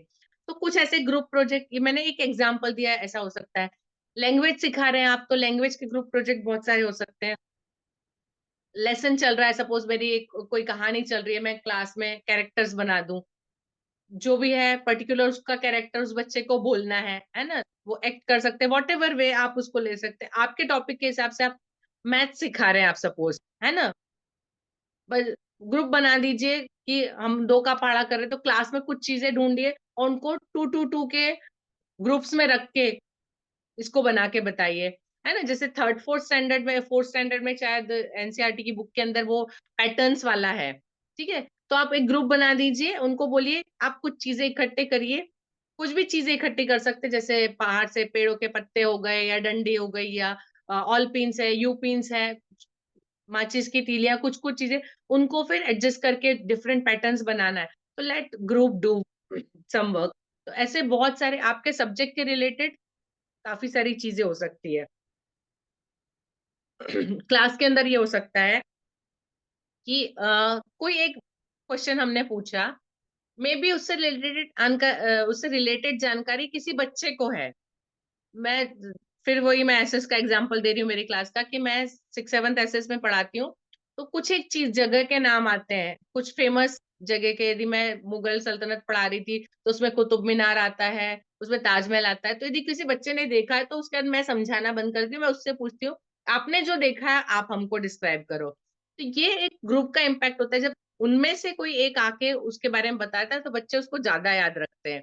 तो यदि उसमें से किसी बच्चे का कोई नॉलेज है तो लेट इट कम आउट, ठीक है। ऐसे बहुत सारी ग्रुप एक्टिविटी आप मतलब सब्जेक्ट के रिलेटेड प्लान कर सकते हैं। देन इंडिविजुअल लर्निंग में ये होता है व्यक्तिगत शिक्षण के अंदर कि आप कोई ऐसा काम दीजिए जो बच्चा अपने पर्सनल लेवल पे करेगा, ठीक है। कोई एक असाइनमेंट कि भाई कल हम ये करवाने वाले, इसके पहले आप इतनी इन्फॉर्मेशन लेके आएगा। जैसे मेरी लैंग्वेज के टीचर है वो, कि कल हम ये पोयम पढ़ने वाले हैं, यदि आपके पास इस टॉपिक से रिलेटेड कोई जानकारी है या इस टॉपिक से रिलेटेड कोई पोयम है, तो आप कल आएंगे, पहले हम आपसे पोयम सुनेंगे, फिर हम उसके आगे डिस्कस करेंगे, ठीक है। तो बच्चों के पास से कुछ जानकारी निकाल के लाना, कुछ उनके पास पिक्चर्स हैं, कुछ उससे रिलेटेड बुक्स हैं, या उनको लाइब्रेरी जाने दो, वहां से रिलेटेड कुछ बुक्स ला सकते हैं, कुछ इंफॉर्मेशन कलेक्ट कर सकते हैं, ठीक है। या जैसे इंग्लिश वगैरह के लिए हम ये कर सकते हैं कि बच्चा घर से एक दिन पहले, कल हम लेसन 4 पढ़ने वाले हैं, तो आप लोग एक बार घर से लेसन रीड करके जो वर्ड नहीं आएंगे उनको सर्कल करके लेके आएंगे। उनको कुछ नहीं करना है, उनको रीड करना है, जो वर्ड उनको नहीं आता है उसको सर्कल कर देना है, उनको समझना नहीं है, कोई पेन नहीं लेना है। लेकिन पढ़ते वक्त वो चीज जितनी समझेंगे और जो चीज नहीं समझेंगे, वो नेक्स्ट डे जब आप क्लास में पढ़ाते हैं तो बच्चा उसको कनेक्ट कर पाएगा कि कल मैं यहाँ अटका था, इसका मतलब ये होता है ना। वो अपने आप सीखते हैं। तो ये इंडिविजुअल लर्निंग पे, इंडिविजुअल लेवल पे बच्चे क्या करके लाएंगे। सिर्फ ऐसा नहीं होता कि हमने करवा दिया ये देख के कॉपी कर लेना। होमवर्क जो पास्ट में का नहीं देना है, फ्यूचर का भी होमवर्क देना सीखिए। क्लास में कल हम करने वाले तो आप ये करके आना, उसकी तैयारी का होमवर्क, ठीक है। तो वो इंडिविजुअली ये जी बच्चा खुद करता है तो उसको बहुत बेटर तरीके से करके लाएगा। ओके निशित जी, आपकी टीचर करवाती थी, अभी आपके बच्चे ये बोलने चाहिए, ठीक है। सेम सेंटेंस आपके बच्चों के से फ्यूचर में आना चाहिए कि मेरी टीचर ये करवाती थी। जी मैम। जी। मेरे यहाँ पे 7th स्टैंडर्ड में ये होता है कि जितने भी, क्योंकि एसएस में बहुत सारे हार्ड वर्ड आते हैं, बच्चों को बहुत एकदम न्यू वर्ड होते हैं, उनको डिक्शनरी से उसका मीनिंग ढूंढ के लाना है। कंसेप्ट मैं एक्सप्लेन करने वाली हूँ, लेकिन एक दिन पहले उनको ये काम करना है। मैं उनको बताती हूँ कल हम ये वाला पेज पढ़ने वाले, ये वाला टॉपिक, तो वो एक दिन पहले उसको घर से पढ़ेंगे, जितने उनको मतलब, क्योंकि वो लेवल हाई है, 6-7 बच्चे बड़े, तो दे कैन फाइंड। और एक और चीज, इंग्लिश में पढ़ रहे हैं तो English to English dictionary use करवाना। यदि इंग्लिश मीडियम में बच्चा पढ़ता है, आप English to Hindi dictionary use करवाएंगे तो बच्चे को एक दिमाग में आदत हो जाती है कि उसको कन्वर्ट करके समझने की। यदि बच्चों का इंग्लिश इंप्रूव करना है तो हमेशा उनको English to English dictionary use करने पे थोड़ा सा स्ट्रेस देना, क्योंकि इंग्लिश टू इंग्लिश डिक्शनरी जब यूज करते हैं ना बच्चे, तो उसको इंग्लिश में समझने की आदत डालते हैं। वो हर एक वर्ड को, हर एक बात को इंग्लिश में समझना सीखते हैं, तो ये उनके लिए लैंग्वेज इजी होती है। ये हमारे छोटे छोटे से एफर्ट हैं जो बच्चे को फ्यूचर में जाके बहुत ज्यादा काम आने वाले हैं, है ना। इस लेवल पे हमारे लिए बहुत छोटा एफर्ट है, बहुत ज्यादा बड़ी बात नहीं है, लेकिन उसका इम्पैक्ट फ्यूचर में बहुत बड़ा होने वाला है। अब beyond your imagination it will be, मतलब अब मैंने यदि बच्चों को 1 साल पढ़ाया है, तो अगले मतलब उसका जब भी बच्चा मुझे मिलेगा वो चीजें याद करके मुझे हमेशा बताते, मैडम ये, मैडम वो। मैं कल की बात है, मैं स्कूल जा रही थी तो सेकेंडरी सेक्शन के हमारे बच्चे बाहर थे, तो वो मुझे दौड़ के 2 बच्चे मेरे पास आई, मैंने एक हमारे स्कूल की हर महीने की मैगजीन निकलती है, उसमें राइटअप लिखा था। वो लोग बच्चे खेलते हैं, ट्रूथ एंड डेयर गेम खेलते हैं। उसके ऊपर मैंने लिखा था कि उसके क्या कॉन्सिक्वेंसेस हो सकते हैं, वो गेम कितना डेंजरस हो सकता है, और वर्ल्ड में इसके क्या क्या कॉन्सिक्वेंसेस हुए, मैंने वो लिखा था। बच्चों को पता है कि वो लोग भी जब मेरे पास थे, मैं उनको मना करती थी। जब कल गई, बच्चे मुझे सामने से आके बोलते, मैम हमने आपका पूरा वो राइट अप पढ़ा है और हमको बहुत अच्छा लगा, हमको बहुत अच्छे से समझ आया। मतलब जब आप एक बार किसी चीज से, क्योंकि वो मेरे पास थे, वो मुझे समझते हैं, और जब मैंने उसके बारे में लिखा तो वो लोग मुझे कनेक्ट कर पाए जब उसको पढ़े। ऐसी चीजें, मतलब छोटी छोटी चीजें होती है, लेकिन उसका इम्पैक्ट बहुत लंबे समय तक और बहुत लॉन्ग टाइम के लिए होता है। लॉन्ग मतलब फील्ड तक होता है। तो चीजें ऐसी यूज करिए जो ज्यादा काम आए। ठीक है। नेक्स्ट है, प्लीज नेक्स्ट पे चलेंगे। इंक्वायरी बेस्ड लर्निंग, जहाँ पे कुछ बच्चों को इंफॉर्मेशन गैदर करना है। ठीक है। अभी आप, मैं छोटे लेवल से शुरू करूं, तो आप जैसे सीनियर केजी के बच्चों को आप नंबर सिखा रहे हैं सपोज, आप उनको बोलिए इंक्वायरी कैसे बच्चों में मतलब आदत डालना, कि ठीक है हमने नंबर्स, आपको लिखना आता है, आप एक काम करिए, कल घर जाके आपके घर में स्पून चम्मच कितनी है गिन कर लाइएगा। ठीक है।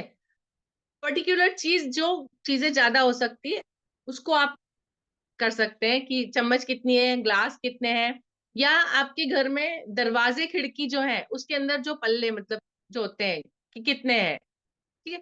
बहुत कॉमन कॉमन चीजें हैं, उसको आप ले सकते हैं। ठीक है। अभी टू का आप सपोज पहाड़ा सिखा रहे हैं, टू का टेबल सिखा रहे हैं, दो का। आप एक काम करिएगा, आपके घर में कितने लोग हैं, हर इंसान के पास दो आंखें हैं, तो टोटल कितनी आंखें हो गई, आप उसको दो दो में काउंट करेंगे बच्चे, है ना। वो एक पर्सन है तो दो आंख, दो पर्सन है तो चार आंख, तो टू टू जा फोर, टू थ्री जा सिक्स। बच्चा अपने आप टेबल से उसको कनेक्ट कर पाएगा। मैं जो बता रही हूँ आपको शायद ऐसा लगेगा कि ये कहाँ, उसका कोई मेल नहीं है, लेकिन प्रैक्टिकली बहुत सही चीज है ना। कुछ नहीं, शूज के पैर, है ना। आपके पास कितने पैर शूज है, घर वालों के सबके मिलाओगे तो कितने होंगे। यदि 10 लोगों के शूज है तो टोटल 20 शूज होंगे। 10 लोगों के शूज है, एक एक पैर भी है, तो 20 पैर शूज होंगे, तो वो फिर टू का टेबल हो गया। बहुत सारे ऐसे तरीके हो सकते हैं जिसको आप इंक्वायरी बेस कर सकते हैं। ठीक है। जैसा क्लास है, जैसा लेवल है, आप प्रोजेक्ट दीजिए। लैंग्वेज के अंदर सपोज मेरे जब टीचर शुरू करते हैं, तो वो जब कोई भी शुरू करते हैं तो उससे रिलेटेड जितनी भी चीजें हैं बच्चों को कि सर्च करके लाओ। अभी आज मेरे पास एक पेरेंट आए, मैंने इस बार दिवाली में होमवर्क, जैसे मेरा ट्राइबल चल रहा है। Okay very good. तो ट्राइबल का मेरा लेसन है, मैंने जो होमवर्क दिया था, मैंने उनको दिया था कि आपको इंडिया की कोई भी 5 ट्राइब के बारे में इंफॉर्मेशन लाना है, और उसकी इंफॉर्मेशन क्या क्या देना है उसकी मैंने डिटेल दी थी, कि वो कहाँ रहते हैं, क्या करते हैं, उनका खान पान क्या है, उनके हिस्ट्री क्या है, कब से है, वो सारा इंफॉर्मेशन। तो आज एक पेरेंट आए कंप्लेन करने की, आपसे कंप्लेन है कि आप लोग होमवर्क ऐसा मत दीजिए कि बच्चा मोबाइल लेके बैठे। मैंने पेरेंट्स को समझाया, मैंने कहा देखिए आप जिस जमाने में रह रहे हैं और ये बच्चे जिसमें जीने वाले हैं, मोबाइल के बिना तो कोई जीवन नहीं है। लेकिन बच्चे को मोबाइल यूज करके किस दिशा में यूज करना है, कहाँ जाना है, मैंने कहा मैं उनको ये सिखा रही हूँ कि कब और कितना यूज करना है। प्लस मैंने जो आपको इन्फॉर्मेशन बच्चों को लाने के लिए कहा है, तो उस इंफॉर्मेशन में मेरे किताब के अंदर हार्डली 4 या 5 ट्राइब के बारे में बच्चे पढ़ रहे हैं। इंडिया के अंदर बहुत सारे ट्राइब्स है। जब मैंने बच्चों को सर्च करने के लिए बोला, मैंने यदि 5 ट्राइब के बारे में लिखने को बोला है, बच्चा कम से कम 15 से 17 ट्राइब के बारे में सर्च करेगा। उसमें से वो ढूंढेगा कि किसकी इंफॉर्मेशन कम है, मुझे कम लिखना पड़ेगा। आई नो कि बच्चे क्या करेंगे, एटलीस्ट वो कम और ज्यादा लिखने के लिए वो एक बार पढ़ेगा तो सही कि कितना है, किसका है। मेरा एम सिर्फ इतना ही था कि बच्चे उनको पढ़े, वो जो लेके आए मुझे वो नहीं, वो पढ़े, वो मेरा ये एम था। मैंने कहा वो कम से कम 10 बार, उसमें से 5 सिलेक्ट किए होंगे, उसके बाद 5 लिखे। वो 5 लिखे उसको तो बहुत अच्छे से जान गया, पर वो 15 लिखे उसके बारे में भी तो उसने जाना। जब कभी वो आगे किसी फ्रेंड से डिस्कस करेगा तो वो लोग उसके बारे में बताएंगे, मैं क्लास में डिस्कस करूंगी तो वो लोग बताएंगे। तो मेरा एम उनको पढ़ाना था। तो आप कुछ ऐसे प्रोजेक्ट, कुछ ऐसी चीजें कि बच्चे खुद से कुछ ढूंढे, और एक बार ऐसी आदत पड़ जाती है तो बच्चे नेक्स्ट टाइम भी फिर उसको बाकी चीजों में भी वो उसको परसीव करते हैं and they go for that. ठीक है, उसके अलावा बहुत सारे प्रॉब्लम सॉल्विंग गेम हो सकते हैं। कुछ आप एक प्रॉब्लम लिख दीजिए, लेट देम फाइंड आउट कि क्या होता है, तो बच्चे अपने खुद अपने हिसाब से फिर दिमाग लगाएंगे कि ये करना है। क्लास के अंदर एक्टिविटी के अंदर आप कुछ प्रॉब्लम दे सकते हैं, कुछ जंबल वर्ड लिख दिया, जंबल सेंटेंस लिख दिया। ऐसी छोटी छोटी एक्टिविटी क्लास में 2-5 मिनट के लिए करते रहिए। एक जंबल वर्ड या जंबल सेंटेंस लिखा and then let them do कि चलो इसको अभी आप एक इससे मीनिंगफुल लेटर बनाओ। अभी जैसे मैंने ए सी और टी लिखा है, ठीक है, तो अभी इससे बहुत सारे बन जाएंगे, एक्ट बन जाएगा, कैट बन जाएगा, आगे पीछे करके बच्चे बहुत सारी चीजें। तो लेट देम फाइंड आउट कि क्या क्या हो सकता है। हर एक चीज में आप ऐसे में बहुत सारी चीजें कर सकते हैं। आपके क्लास और आपके टॉपिक के हिसाब से आप बहुत सारी चीजें कर सकते हैं। ठीक है, नेक्स्ट पे चलेंगे please. Next is kinaesthetic learning या गतिज शिक्षण। काइनेस्थेटिक लर्निंग मीन्स जहां पे बच्चे खुद कुछ करते हैं, व्हेन दे आर एक्टिव। जितना मैक्सिमम पॉसिबल हो सके बच्चे उसके साथ में एक्टिव रहे। आपकी क्लास में बच्चे कौन कौन सी एक्टिविटी करते हैं आपके साथ में काम करते हुए? जब आप पढ़ा रहे हैं तो क्या एक्टिविटी होती है बच्चों के पास करने के लिए along with your studies?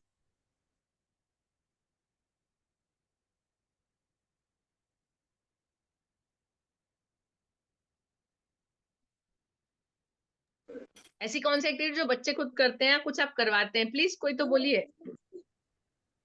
Ma'am एक आपने मतलब पहले बताई थी लास्ट ईयर में, वो पर्ची वाली बताई थी, मतलब उससे बच्चों को गुड हैबिट्स की नॉलेज मिलती है। इसमें ऐसे हमने कुछ गुड हैबिट्स लिख दी और कुछ जी जनरल नॉलेज के क्वेश्चन आंसर लिख दिए, जिससे बच्चा पर्ची खोलता है और फिर मैम जी उसके दिमाग में वो बात बैठती है। और ये मैम सबसे अच्छा तरीका होता है बच्चों के अंदर कोई भी बात अगर अपने उनके दिमाग में डालनी है, तो इससे अच्छा तरीका और कोई सा नहीं होता। गुड हैबिट्स भी उन्हें बहुत बिल्कुल। अच्छे से आने लगी इसी तरह से। और भी जीके के क्वेश्चन आंसर हैं, जैसे किसी एनिमल्स के बारे में बताना है या किसी चीज के बारे में बताना है, तो बच्चों को बहुत अच्छे से याद हो जाता और उन्हें भी मैम बहुत मजा आता है इंटरेस्ट से खेलते हुए। जी वेरी नाइस। और कोई बताएगा आप लोग क्या एक्टिविटी करवाते हैं क्लास में? करवाते सब है, आप लोग बोल नहीं रहे हैं, मुझे पता है। प्लीज। Yes ma'am. जी जैसे मैथ्स में मैम वेट चैप्टर पढ़ाया, वेट के बारे में, तो बच्चों से बोलते हैं तो बच्चे बोलते हैं मैम हम भी लेके आ रहे हैं कुछ हैवी, कुछ वैसी चीजें लेके आते हैं वेट वाली, और दिखाते हैं कि हाँ ये है, ये हल्का है, ये भारी भारी है। है। जी इससे ऐसे कंपेयर करके बताते हैं। और भी बहुत जी सारी चीजें, जैसे साइंस में है तो कोई भी ट्रीज के बारे में पढ़ा है तो बोलते हैं कि मैम हाँ अपने स्कूल में भी वो ट्री है, या फिर वो पौधा लगा हुआ है तो उसके बारे में ऐसे एक्सप्लेन करते हैं। Okay very good. ठीक है, और कोई बताना चाहेगा? जी आपने लिखा योगा करवाते हैं, डिफरेंट आसन करवाते हैं। जी जी मैम। जी नमस्ते मैम। नमस्ते। मैम जैसे कि मैं एक्टिविटी करवाती हूँ, जैसे फेस का सेट होता है ना। योगा भी तो करवाती बच्चों। हाँ योगा तो वैसे नहीं कराती, मेरी मैम है, उनको बुला लेती हूँ मैं यशोदा मैम के लिए। जी मैम फिर वो दिस दैट है, दॉस दीज है, ये बच्चों को मतलब वीक से वीक बच्चों को आता है यूज करना। जैसे खुद के पास से पेंसिल रहती है, बुक्स रहती हैं, कॉपियाँ रहती हैं, लंच बॉक्स, बॉटल वगैरह, तो ये सब यूज करते हैं। जैसे दूसरे बच्चे के पास रखा रहेगा तो वो दैट बोलते हैं, और खुद के पास रहेगा तो दिस बोलते हैं। जैसे वेरी कि गुड। एक साथ में रख देते हैं तो उसमें दॉज और दीज करके प्रयोग करते हैं। इसमें मैम वीक से वीक बच्चों को ये समझ में आता है कि दिस क्या है, दैट क्या है, दॉज क्या है, जी दिस क्या बिल्कुल, बहुत बढ़िया। है। वेरी गुड कंचन जी, बहुत बढ़िया। बिल्कुल, ये जब तक क्लास में एक्टिविटी नहीं होती बच्चों की कंसेप्ट क्लियर, एक्टिविटी जो कंसेप्ट क्लियर करते हैं फिर आपको कभी बताने की जरूरत नहीं पड़ती है। Very good. हैंड जेस्चर्स आपके जितने हो सके मैक्सिमम यूज करिए। स्टूडेंट्स को थोड़ा सा अलाउ करिए। कई बार ऐसा होता है हम छोटे बच्चों के साथ बहुत सारा हम जेस्चर करते हैं, बच्चे हमारे साथ कॉपी करते हैं। ये बहुत जरूरी है क्योंकि जब उनका पूरा बॉडी मतलब साथ में इन्वॉल्व होता है तो वो अपना अटेंशन उतना ज्यादा दे पाते हैं। ठीक है, इसके अलावा ड्राइंग है, एक एग्जाम्पल है। मेरे यहाँ पे मतलब कुछ एक टीचर है, वो हर लेसन को शुरू करने से पहले एक ड्राइंग बनवाते हैं, उस लेसन से रिलेटेड जो भी चीज हो जाए, जो भी कुछ हो गया, वॉट एवर इज पॉसिबल उस लेसन से रिलेटेड, तो एक छोटा सा ड्राइंग करवा के उसको कलर करवाते हैं, उसके बाद लेसन शुरू होता है। जैसे कोई कहानी कविता है देशभक्ति के ऊपर है, तो वो एक तिरंगा बनवा देंगे। ड्राइंग बिल्कुल सिंपल से होता है जो बच्चे कर सके, है ना। किसी पक्षी के बारे में तो एक छोटी सी चिड़िया सिंपली हाफ सर्कल और सर्कल बना के चिड़िया बना दी, लेकिन उसके बाद बच्चे अपने आप कलर करते हैं। में जब बच्चे इन्वॉल्व होते हैं तो बच्चे अपने आप को कनेक्ट कर पाते हैं। अब जो भी करते बहुत सिंपल करवाइए, बहुत बड़ा कुछ करेंगे, लेकिन उसको करके बच्चों को मजा आना चाहिए, उसको इन्वॉल्व। तो कुछ एक्टिविटी बच्चे फिजिकली एक्टिव हो जाते हैं उसके साथ, तो मेंटली टोटली उसको दे पाते हैं, ठीक है। और उसके अलावा आपकी क्लास पास बहुत सारे टीएलएम तो होती है छोटी क्लास के लिए, तो हमारे पास बहुत सारी चीजें होती है, बहुत सारे खिलौने और blocks and so many things, बहुत सारी। तो किसी भी चीज को उसको साथ लेके शुरू करिए, तो जितना बच्चे उसके साथ एक्टिव रहेंगे तो उतना हमारा इफेक्टिव रहेगा लर्निंग, ठीक है। नीरज जी प्लीज नेक्स्ट पे चलिए। अभी इसमें निर्देशन इंस्ट्रक्शन में मतलब एक लास्ट सेकेंड है, ये एक मोस्ट इम्पॉर्टेंट है, गेम बेस्ड लर्निंग, खेल आधारित। मैं आज कुछ खेल आप लोगों को सिखाना चाह रही हूँ जो आप बच्चे अपनी क्लास के अंदर इसको यूज कर पाएंगे, ठीक है। 4-5 खेल मैंने लिए हैं। एक है स्टॉप एंड वॉक, ठीक है, जो फर्स्ट पिक्चर आपको दिख रहा है स्टॉप एंड वॉक। अभी इस खेल को आप कब यूज कर सकते हैं, जैसे मैंने अभी थोड़ी देर पहले कि बच्चे अटेंटिव नहीं है आपके और आपको उनका अट्रैक्शन लेना है, बहुत थक गए हैं, बोर हो रहे हैं और उनको अट्रैक्ट करना है, तब आप इसको खेल सकते हैं। यहाँ पे करना क्या है, बच्चों को सिखाना है कि आपको ये दिस इज स्टॉप, ठीक है, दिस इज वॉक। जब वॉक बोलेंगे तो उनको स्टॉप होना है, जब स्टॉप बोलेंगे तो उनको वॉक करना है, ठीक है। लेट देम वॉक स्टॉप, लेकिन उल्टा करना है। जब टीचर इंस्ट्रक्शन देंगे स्टॉप तो दे विल वॉक, जब टीचर बोलेंगे वॉक तो then they have to stop, ठीक है। दिए 2 जेस्चर। जब आप इंस्ट्रक्शन फटाफट देंगे फिर देखिए, बिकॉज जो सुना है वो कर रहे हैं, यहाँ पे में करना जाना अपोजिट है है, और वॉक में रुकना है। यहाँ करना अपोजिट है। चलो हम खेल के देखें 2 नहीं मिनट। रुकना, देख लीजिए। सब लोग please bring your hand like this, stop तो ऐसे, वॉक तो ऐसे, प्लीज अपोजिट करना है, याद रखना। मैं जो बोलूंगी उसका opposite. If I say stop then you have to walk, if I say walk you have to stop, right. Sakshi ji, Revati ji तैयार हो जाइए आपके हाथ नहीं दिखाई दे रहे जी। चलिए स्टार्ट करती हूँ। Walk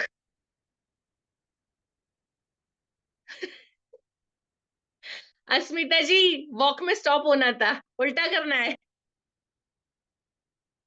stop stop walk stop walk walk stop stop stop walk. Okay, enjoyed, मजा आया, बच्चे भी एंजॉय करेंगे, इससे क्या होगा पूरी क्लास आपके कंट्रोल में आ जाएगी। प्लीज जिनके वीडियोस ऑफ है वो आप लोग ऑन करिए ताकि मैं आपको देख सकूं, प्लीज। ओके, नेक्स्ट जो है गेम ये है एनिमल ब्रेन ब्रेक गेम। इसमें क्या करना है, आपको पहले बच्चों को 3 या 4 या 5 एनिमल्स बता देना है, जैसे स्नैक, ठीक है, एलिफेंट, रैबिट, ठीक है, क्रोकोडाइल, एक्शन के साथ बता रहे हैं हम उनको, ठीक है। आप 4 या 5 एनिमल्स बच्चों को बता दीजिए। पेंगुइन, आप 4-5 बता सकते हैं। उसके बाद बच्चों को जब आप किसी भी एनिमल का नाम लेंगे तो बच्चे को उस एनिमल को छोड़ के बाकी किसी भी और की एक्टिंग करना है। जैसे मैंने कहा एलिफेंट, तो बच्चे को कोई और एक्टिंग करना है एलिफेंट की छोड़ के, एलिफेंट नहीं करना है, ठीक है। एलिफेंट नहीं करना है, उसको छोड़ के कुछ भी करना है। यदि वो करता है तो बच्चा आउट, देन उसको बैठ जाना है, फिर दूसरे बच्चे, ठीक है। दिस इज अ वे, ये भी एक क्लास में उनको अट्रैक्ट करने के लिए गेम बेस्ड थोड़े से गेम में ऐसे लेके आई हूँ जो क्लास को इंटरेस्टिंग बनाने के लिए आप यूज कर सकते हैं, ठीक है। और इसके अंदर आप अपने टॉपिक से रिलेटेड कुछ चीजें यूज कर सकते हैं। आप जो पढ़ा रहे हैं, जैसे आप नंबर पढ़ा रहे हैं, आप बोलिए कि 1 से 10 तक नंबर, 10 फिंगर्स है आपके हाथ में, 1 से 10 तक नंबर, मैं जो नंबर बोलूं उसके अलावा और कोई शो करना है। इफ आई से 3, यू शो 4, या आप बिफोर नंबर उसका शो करेंगे या आफ्टर नंबर शो करेंगे।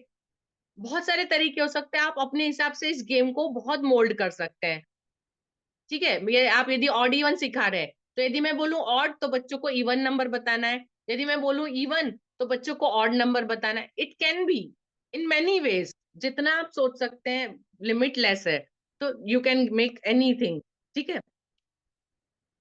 एक गेम है 2 ट्रूथ एंड 1 लाई, 2 सच और 1 झूठ। इसमें क्या करना है, आप इसके अंदर ये करिए, ये बच्चों के साथ, बच्चे खुद ही करेंगे इसको, आपको सिर्फ एक अरेंजमेंट कर देनी है। आपको 2 या 3 टीम या बेंच वाइज, आप रो वाइज उनकी टीम बना सकते हैं। हर टीम में से बारी बारी से एक एक बच्चे को खड़ा होना है। वो बच्चा 3 सेंटेंस बोलेगा। अभी ये जो 3 सेंटेंस आपको लेना है ना, वो आपको कौन से लेना है, आपने जो लेसन पढ़ाया उसमें से बच्चा लेगा। उस 3 सेंटेंस में से 2 सेंटेंस सही होंगे और 1 सेंटेंस गलत होगा। सपोज आपने एक कोई स्टोरी सुना दी, उस स्टोरी में जो जो हुआ है उसके रिलेटेड बच्चा 2 सेंटेंस सही बोलेगा, 1 सेंटेंस गलत बोलेगा। अभी दूसरी जो टीम है उसको तुरंत से बताना है कि कौन सा सेंटेंस गलत बोला, है ना। ऐसे आपके टॉपिक साइंस पढ़ा रहे हैं तो आप किसी ऑर्गन के, किसी पर्टिकुलर सिस्टम के ऑर्गन्स के नाम बोलना है, तो बच्चा 2 सेम ऑर्गन बोलेगा, एक कोई और उसका ऑर्गन, मतलब आप टॉपिक के हिसाब से इसको अपना चेंज कर सकते हैं। 2 ट्रूथ्स एंड 1 लाई। तो अभी दूसरे बच्चों को बताना है कि कौन सी चीज गलत है, बिल्कुल गेम की तरह। बात होगी आपकी पढ़ाई की, लेकिन बिल्कुल गेम की तरह। तो गलत क्या है वो, तो यहाँ जो बच्चा क्वेश्चन बना रहा है वो भी दिमाग लगाएगा, वो भी उसको पूरा पढ़ेगा समझेगा, जो आंसर दे रहे हैं वो भी दिमाग लगाएंगे, उन्होंने क्या पढ़ा है उसके बेस पे, ठीक है। ये एक बहुत इंटरेस्टिंग गेम हो सकता है। इसमें मेहनत आपको कुछ नहीं करनी है, सिर्फ कंसेप्ट बच्चों को बता देना है एक बार। उसके बाद बच्चे अपने आप, तो जिसको नहीं पढ़ा है नहीं समझ में आया, वो भी एक बार खोल के पढ़ेगा कि मुझे क्वेश्चन बनाने के लिए ढूंढना है। इस बहाने बच्चे पूरी लेसन को गो थ्रू कर जाएंगे, ठीक है। ये आप मतलब सेकेंड, थर्ड, फोर्थ किसी भी क्लास को बच्चे बहुत इंटरेस्ट से खेलेंगे, इसको ले सकते हैं। आप छोटी क्लास में है तो आप जैसे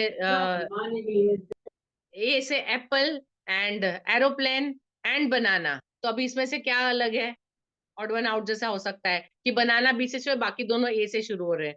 आप जो भी क्लास में जो भी सब्जेक्ट है उसके लेवल पे ले सकते हैं। वेरी गुड निशी जी।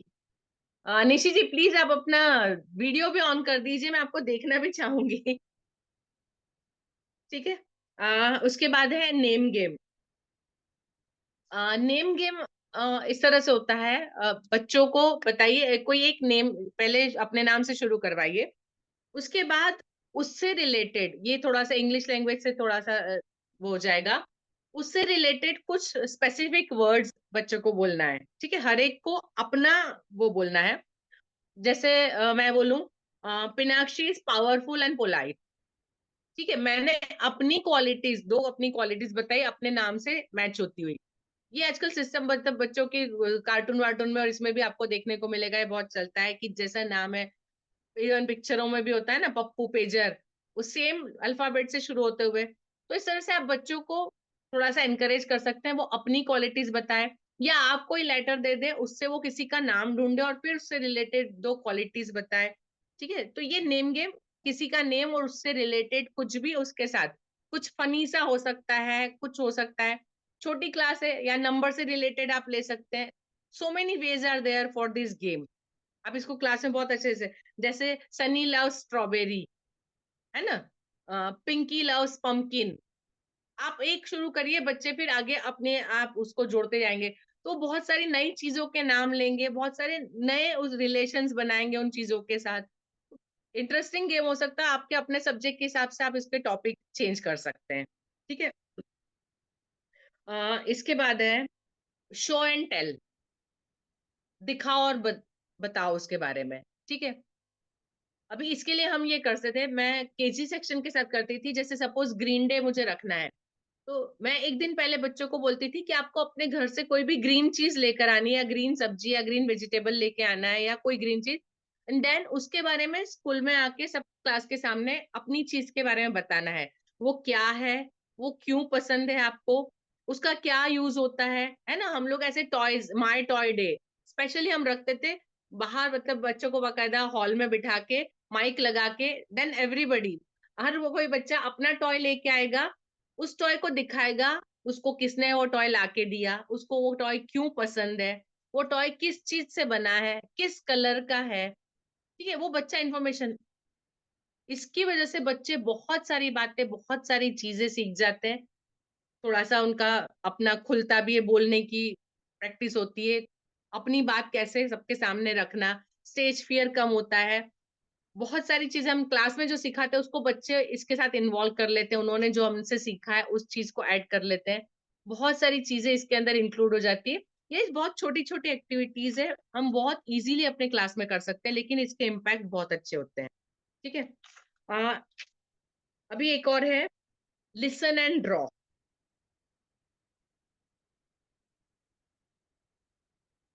अभी इसमें क्या होता है, हम जैसे डमशरास खेला होगा आपने, डमशरास खेला है। डमशरास एक गेम होता है जिसमें गूंगे बहरे की तरह एक्ट करना होता है। दो टीम है, एक टीम के लोग जो होते हैं वो सामने वाले टीम के एक पर्सन को बुलाएंगे, इन लोगों ने एक पिक्चर का नाम सोच लिया है, वो उसको कान में बोलते हैं, फिर उसको अपनी टीम को वो पिक्चर का नाम एक्शन करके समझाना है। समझ में आया? गेम शायद खेला होगा आपने, आप कुछ और बोलते होंगे, एम आई राइट? गेम सबको पता है, ठीक है। इस तरह से बच्चों को क्या करना है, एक बच्चे को बुलाया, उसको हमने कोई एक चीज बता दी, ठीक है, हमने बताया कि अम्ब्रेला छतरी है, उसको छतरी अम्ब्रेला मुंह से नहीं बोलना है, उसको बच्चों को समझाना है, अम्ब्रेला ड्रॉ करवाना है। एक हाफ सर्कल बनाइए, उसके नीचे बहुत सारे हाफ सर्कल बनाइए, उसके नीचे एक जे बनाइए, उसके ऊपर एक डंडी बनाइए, अभी हर छोटे हाफ सर्कल को बड़े हाफ सर्कल के बीच में मैच करिए, ठीक है। अभी वो बोलता जाएगा, बच्चों को सुनना है और उसको ड्रॉ करना है। इससे बहुत सारी चीजें होती है, बच्चों का ब्रेन डेवलप होता है, आपकी क्लास इंटरेस्टिंग बनेगी, जो बच्चे बोल रहा है वो भी उस चीज को इमेज करके एक्सप्लेन करना सीखेगा, जो बच्चे सुन रहे हैं उसको सुन के उस चीज को ड्रॉ करना। तो बहुत सारी एक्टिविटी, मतलब चीजें एक साथ एक्टिव होती है, बहुत सारा इन्वॉल्वमेंट होता है ब्रेन का, आई हैंड कोऑर्डिनेशन का, अंडरस्टैंडिंग का, उनका बहुत सारी चीजें। But it is very impressive game, बहुत अच्छा गेम है और it should be there for children, ठीक है। इसके बाद एक है मेमोरी गेम। मेमोरी गेम तो आप लोगों ने खेले होंगे, कभी क्लास में यूज किया हाँ। मेमोरी गेम कभी?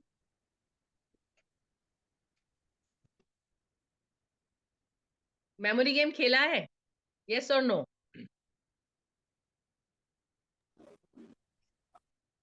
यस, ये सुधा जी कैसे खेलते हैं बताएंगे अनम्यूट करके?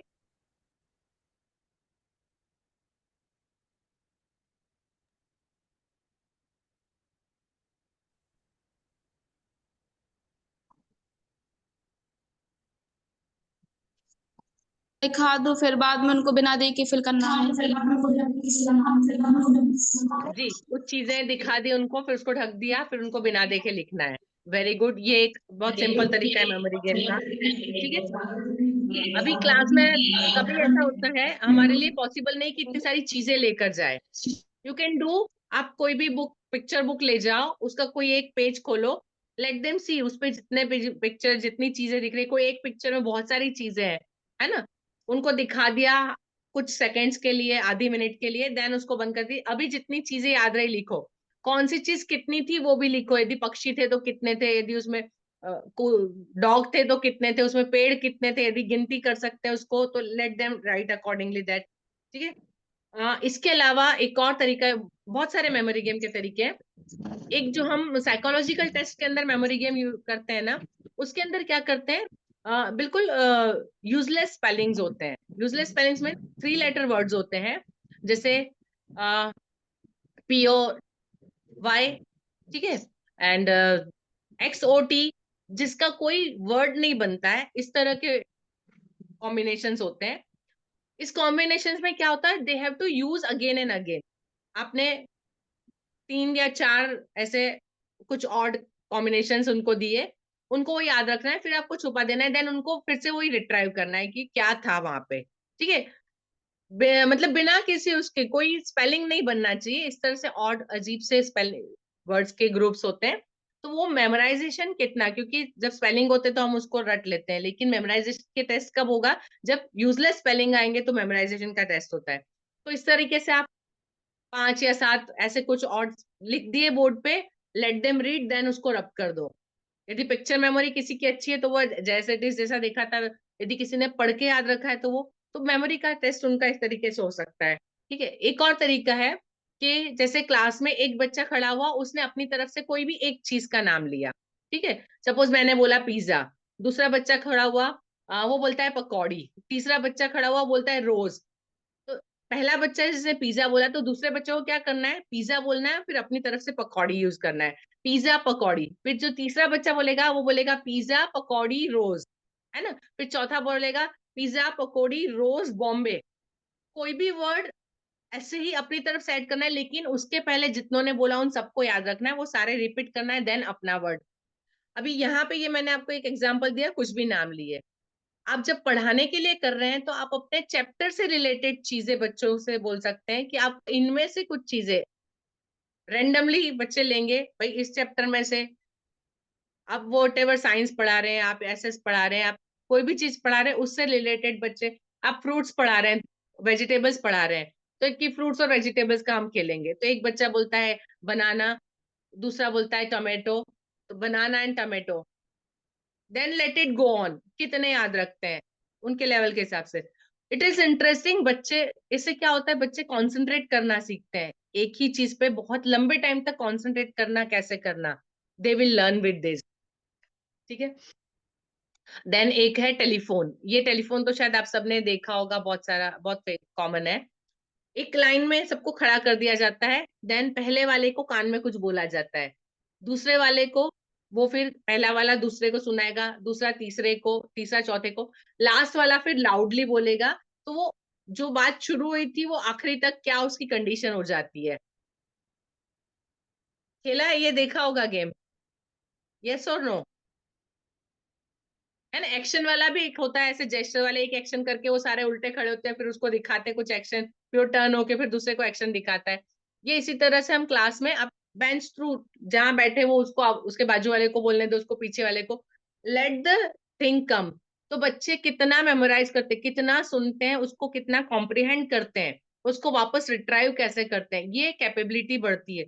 छोटे बच्चों के लिए ये गेम जरूर हफ्ते में एक आध बार होना चाहिए, how to listen and how to speak again the same way, वो चीज सीखते हैं।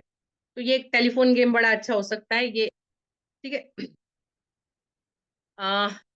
एक और लास्ट मेरा बचता है, नेक्स्ट पे चलेंगे प्लीज। मैंने ऑलमोस्ट 8 गेम बताए हैं आज आपको। ठीक है, लास्ट है एक्सपीडिशनरी लर्निंग या अभियानगत शिक्षा। अभियानगत शिक्षा मतलब जहां पे आप बच्चों को कोई एक प्रोजेक्ट दे देते हैं, कुछ एक काम करने के लिए they have to finish and bring it.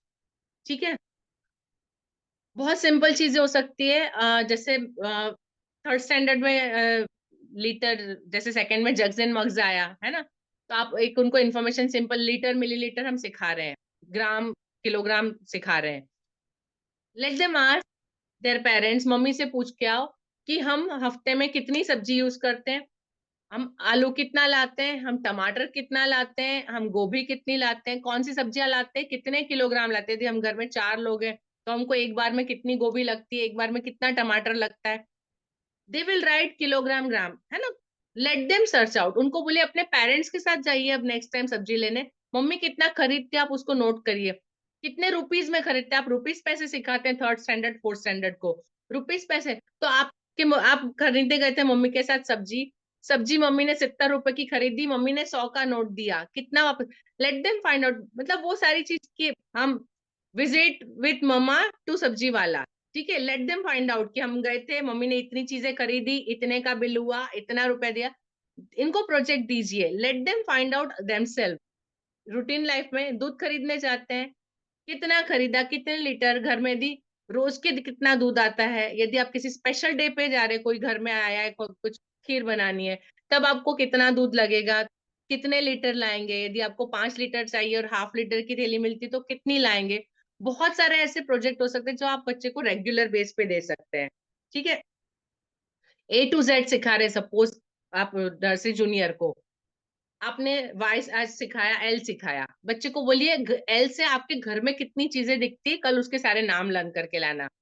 ठीक है, बच्चा बोलेगा लाइटर है, लाइट है, लैंप है, सो मेनी थिंग्स। उन देखना आपके अनएक्सपेक्टेड वो चीजें ढूंढ के लाएंगे। तो ऐसे प्रोजेक्ट कुछ बच्चों को दीजिए कि वो अपने आप उसको कुछ करे।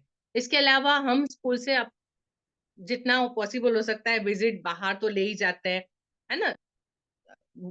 हम स्कूल से जो विजिट बच्चों को, जिसको हम बोल सकते हैं कि वेयर दे लर्न समथिंग, कुछ सीखते हैं। It is not only picnic but some educational visits.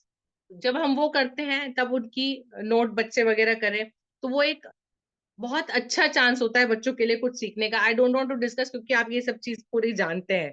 ठीक है, तो वो जनरली गार्डन्स में होता है, बैंक्स में होता है, पोस्ट ऑफिस हो गया, कोई स्पेशल ऑफिस हो गया, बहुत सारी जगह होती है घूमने के लिए। ठीक है, दिस मच आज के लिए मेरी तरफ से। अभी मैं आप लोगों से, टाइम का बहुत कम बच गया है, लेकिन फिर भी थोड़े थोड़े एक एक दो दो सेंटेंस में भी मैं आपके रिस्पॉन्स सुनना चाहूंगी। अस्मिता जी।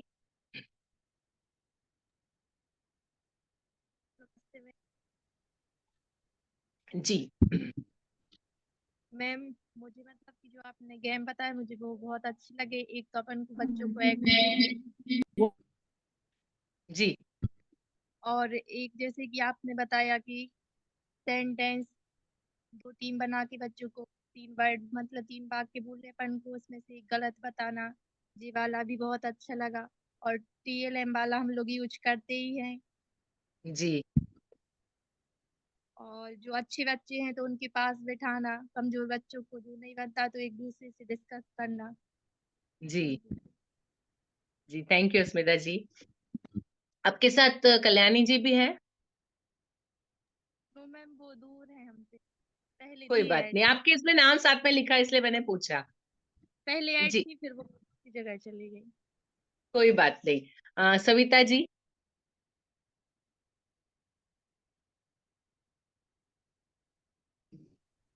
मैम आपने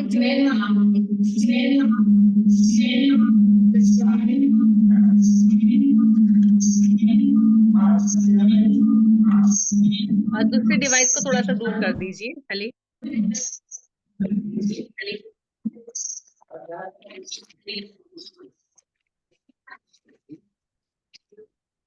जी मैम, जैसा कि आपने बताया था कि अंडरलाइन करवाना वर्ड को, तो चैप्टर में वो अंडरलाइन तो करवाते हैं जो मेन पॉइंट रहता है, क्योंकि ये फ्यूचर के लिए एक जनरल नॉलेज टाइप का क्वेश्चन बन जाता है जो बच्चे के लिए बहुत ज्यादा जरूरी है। और एक्टिविटीज का है तो एक्टिविटीज चैप्टर वाइज होता है, जैसे कि चैप्टर में योगा है तो बच्चों को योगा करवा के इसे अंडरस्टैंडिंग करवा सकते हैं। तो अभी रेगुलर में 2 डेज 3 डेज योगा चैप्टर चला है। जैसे कि इंद्रियां वगैरह रहती है तो बच्चों को इंद्रियां करवाओ तो बच्चे समझ में आता है उनको कि ये इंद्री कैसी की जाती है। और उसके बाद जो आसन वगैरह रहते हैं तो उसके नाम भी उनको बहुत अच्छे तरीके से याद हो जाते हैं, और किस टाइप से आसन किया जाता है बच्चों को वो भी आता है। इससे उनमें मतलब योगा करने की क्षमता और बढ़ने लगती है कि आज टीचर ने ये करवाया तो सुबह सुबह मॉर्निंग टाइम उठ के हमें भी योगा करना है। तो ठीक वैसा ही हुआ मैम कि एक स्टूडेंट आया डेली मतलब रूटीन योगा करवाया जो चैप्टर का, तो वो कहता है कि मैम ये है टाइम टेबल योगा का, आप इस बेस पे डेली करवाइए। क्या बात है, very good thank you very ma'am. Good, बहुत बढ़िया सविता जी। जी थैंक यू। सविता जी आपके साथ भी कोई है विंडो में? जी हाँ यस मैम। मैम आपने मैथ का बताया कि मतलब मैथ पढ़ा रहे हैं तो उसमें प्रैक्टिकल के साथ पढ़ाइए, तो मुझे वो भी अच्छा लगा। और जैसे कोई टॉपिक पढ़ा रहे हैं, चैप्टर वगैरह पढ़ा है तो उसके मेन मेन पॉइंट को अंडरलाइन करवा सकते हैं और ग्रुप डिस्कशन भी करवा सकते हैं। और गेम बेस्ड लर्निंग, जिसमें कलर्स नेम और बॉडी पार्ट्स नेम का यूज किया है गेम बेस्ड लर्निंग में। मुझे रिजल्ट जी मिला था मैम उसके लिए। Very good.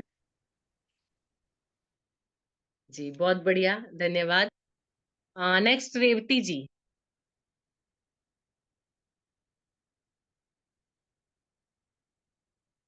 प्लीज अनम्यूट करिए रेवती जी।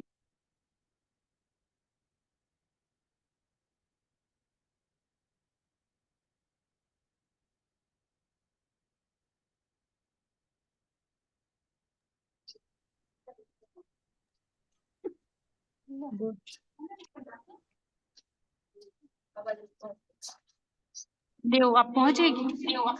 नमस्ते मैम। नमस्ते। मैम जैसे आपने TLM वाला बताया ये भी मुझे बहुत अच्छा लगा, और जैसे ये ग्रुप लर्निंग वाला बताया जैसे आपने, तो वो भी बहुत अच्छा लगा हमारे को। जी और मेमोरी गेम वाला है वो भी अच्छा लगा, मैं भी कराऊंगी उसको। जी ठीक है, थैंक यू रेवती जी। प्रियंका शर्मा जी।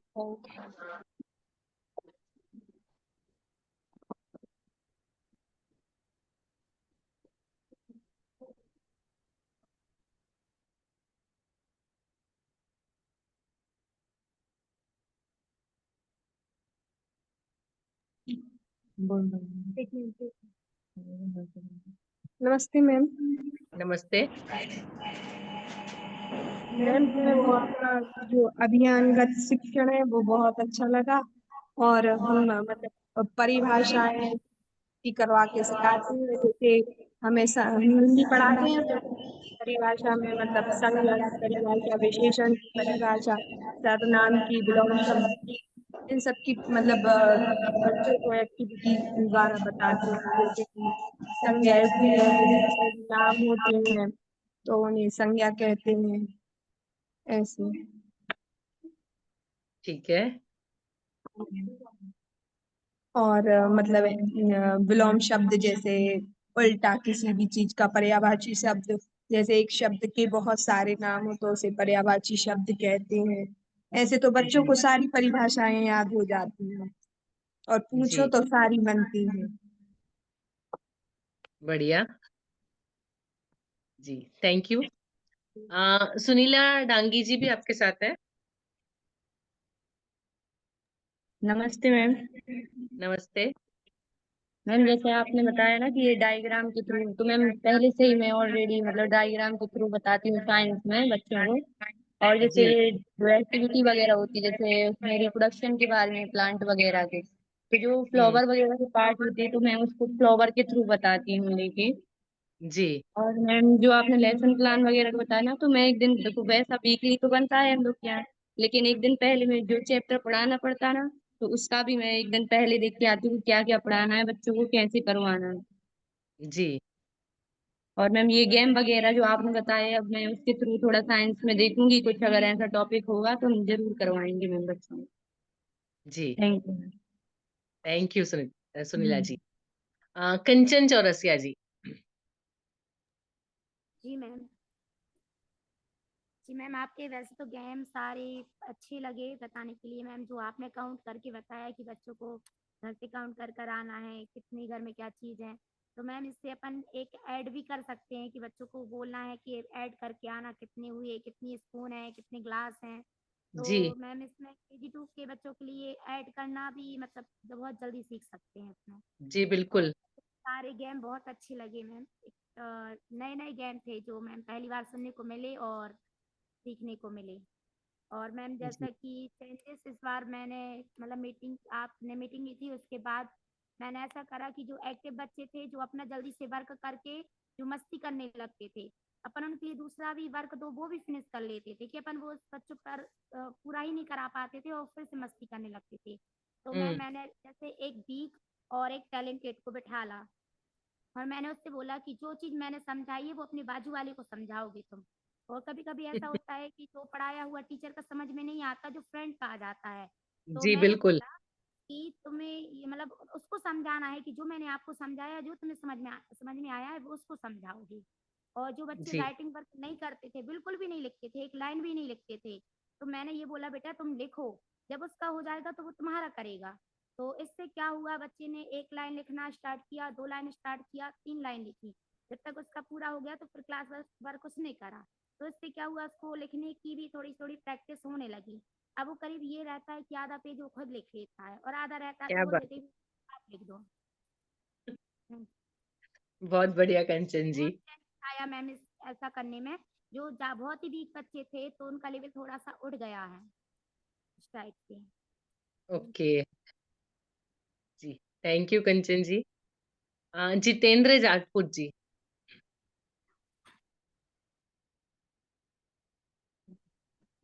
नमस्ते।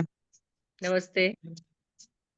जो मैम आपने कक्षा प्रबंधन के पार्ट बताए हैं मैम वो बहुत अच्छे लगे।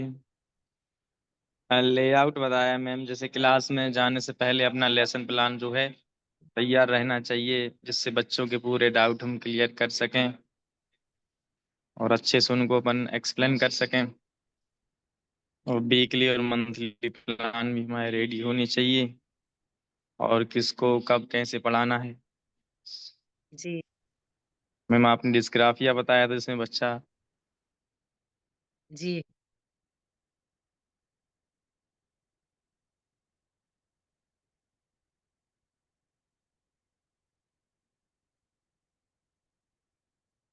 जितेंद्र जी, आपकी आवाज रुक गई है।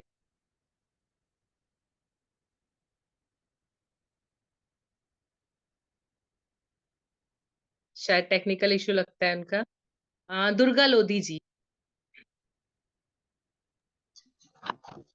जी नमस्ते मैम। नमस्ते। मैम मुझे ये आइस वाला गेम बहुत अच्छा लगा। इसमें बच्चों को टेबल जल्दी से 1 2 की याद करवा सकते हैं। केजी 2 यानी केजी 1 के हिसाब से ऐसे में करवा सकते हैं। और एक एनिमल्स नेम जो आपने बताया मैम, इसका भी ये गेम अच्छा लगा, ये हम करवाएंगे बच्चों को। जी इससे बच्चों को एनिमल्स के जैसे अपन उनको एक्टिंग पहले बता देंगे और फिर करवाएंगे तो उनको हमेशा के लिए याद रहेगी उनकी name. Thank you ma'am. Thank you Durga ji. Sakshi Jain. और एक जी जी दुर्गा जी। मैम एक प्रॉब्लम, हाँ जी बोलिए। एक बच्ची है ना मैम, एक बच्ची है मेरी क्लास में मैम, वो घर पे पेरेंट्स से बात हुई है और मतलब उनके घर पे ध्यान नहीं दे रहे बिल्कुल, बिना डॉट से उसको लिखना नहीं आ रहा है मैम, उसको कैसे सिखाएं? पेरेंट्स ध्यान नहीं दे रहे हैं ऐसा? नहीं, और हमने बोला है, बात की है तो बोल रहे हैं मुझे टाइम नहीं मिलता है और मम्मी पढ़ी लिखी नहीं है इतना। अच्छा। तो आप बच्चे को पहले उंगली से लिखना सिखाइए। फिंगर से पानी वाली उंगली करके, या रेती के अंदर सैंड ट्रे है यदि, या उसमें बच्चे को आदत डालिए। इंटरेस्ट एक बार उसको आना चाहिए कि वो जब कुछ करता है, बच्चे को थोड़ा सा ड्राइंग या उसके ऊपर इंटरेस्ट। मम्मी को बोलिए आपको लिखना नहीं आता लेकिन बच्चा कलर तो कर सकता है। बच्चे को एक बार ग्रिप आ जाए यदि उसको, और थोड़ा सा इंटरेस्ट पेंसिल पकड़ने का आ जाए, उसके बाद आप उसको लिखना सिखाइए। मदर को क्या करवाना है आप करवा के भेजिए। आप जैसे पेज के ऊपर की लाइन के ऊपर आप कुछ भी उसको लेटर्स लिख के दीजिए, या उसकी जिगजैग बना के दीजिए, या पर्टिकुलर कोई पैटर्न बना के दीजिए, और उसकी मम्मी को बोलिए आपको सिर्फ ये कॉपी करवाना है, आपको कुछ करवाना नहीं है। वो बच्चा करता है, आप साथ में बैठ के देखिए। ठीक है, इतना वो कर करके सकते हैं। मैम हो गया दो तो बिल्कुल, और वो घर का होमवर्क मतलब CW में करवाते हैं हम। और जैसे डॉट से अपन पेन थोड़ा थोड़ा चला के दे दो, जैसे यहाँ बनाया तो बना लेगी, पूरा लिख लेगी, मतलब पढ़ने में इंटरेस्ट है लेकिन वो कर नहीं है। हाँ, उसको हेल्प नहीं मिल रही है। बच्चे का तो इंटरेस्ट है लेकिन घर से हेल्प नहीं मिल रही है, तो आपको पेरेंट्स को बुला के करना पड़ेगा। या फिर आपके पास एक्स्ट्रा टाइम यदि बच्चा को थोड़ा रिसेस या कहीं और होता है, तब उसको एक्स्ट्रा थोड़ा लेके बैठिए। या पेरेंट को बोलिए नहीं होता है तो ट्यूशन लगाए, यदि वो नहीं पढ़ा सकते तो कोई और व्यवस्था करे। बच्चे को टाइम चाहिए, है ना। जी thank you. Sakshi ji. Good afternoon ma'am. Good afternoon. आपने ऐसे स्टॉप एंड वॉक वाला बताया कि बच्चे को जब स्टॉप बोलो तो वॉक करना है, वॉक बोलो तो स्टॉप होना है। तो ऐसे अपन और अपोजिट वर्ड्स की एक्टिविटी भी करवा सकते हैं। तो मुझे अपोजिट वर्ड की एक्टिविटी करवाने के लिए अच्छा आइडिया लगा कि बच्चों को अपोजिट वर्ड्स लर्न हो जाएंगे ऐसे। बिल्कुल।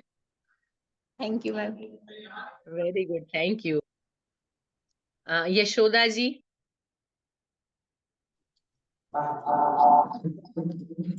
मैम नमस्ते। नमस्ते।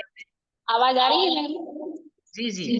हाँ ठीक है मैडम, आज आपने क्लास में बहुत अच्छा बताया कि जब तक कि बच्चों को अपन अच्छे तरीके से मतलब चैप्टर नहीं समझाएंगे तो उनको समझ में नहीं आएगा।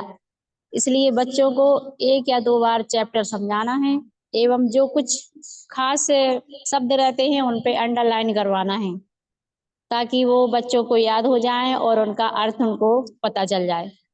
और TLM का है तो जैसे कि हम इंग्लिश पढ़ाते हैं तो कॉन्सोनेंट्स एवं बबल्स का TLM बनाया है और उसके माध्यम से बच्चे पढ़ते हैं। जी ठीक है madam, thank you. Thank you. Nishi Agarwal ji. कौन? हेलो। अच्छा सॉरी, अश्मिता जी आप बाकी हैं?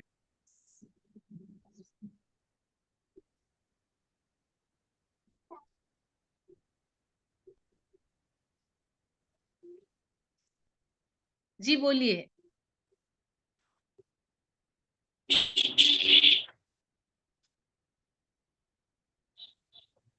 अश्मिता जी अनम्यूट करिए। जय जैन मैम। जय जिनेन्द्र। जैसे आपने ग्रुप प्रोजेक्ट के बारे में बताया है और सबसे अच्छी बात मुझे ये लगी कि मतलब फ्यूचर होमवर्क के बारे में कि जैसे अपन कोई पोयम पढ़ा रहे हैं तो बच्चों से बोलो कि इसकी जो भी जानकारी मिलती है इकट्ठी करके लाओ आप। तो ये चीज मुझे बहुत अच्छी लगी। और जैसे पोयम पढ़ने में कोई वर्ड में कठिनाई आ रही है तो उनको आप हाइलाइटर से टिक करके आओ। और जैसे मेमोरी गेम है ना तो ये मैंने करवाया है बच्चों को। Okay very good. हाँ कि जैसे अपन कोई तालिका वगैरह बना देते हैं फिर 2 बच्चों को दिखा के और फिर उनको बिना देके फिल करना है कि कौन जल्दी और सही फिल करता है। Very good. ठीक है मैम। जी थैंक यू। जी निशी अग्रवाल जी। जी मैम। मैम छोटी क्लास के बच्चों को संडे मंडे याद नहीं हो रहे। रिपीटेशन से बहुत जल्दी याद होंगे। आप उनके साथ गा के उनको याद करवाइए। उनको हाँ ऐसे ही मत पोयम के साथ कराइए। तो वो मस्ती करने लगते। नहीं नहीं, वो तो आपको उनका अटेंशन हैंड जेस्चर्स के साथ कुछ एक्शन के साथ उनका अपने तरफ ध्यान लेना है। सीख जाएंगे, कोशिश करिए। जी बच्चों मैम। का अटेंशन आपकी तरफ हो, ऐसा कुछ करे कि वो सिर्फ आपको देखे और आपको कॉपी करे। जी मैम। ठीक है, थैंक यू। निधि प्रजापति जी।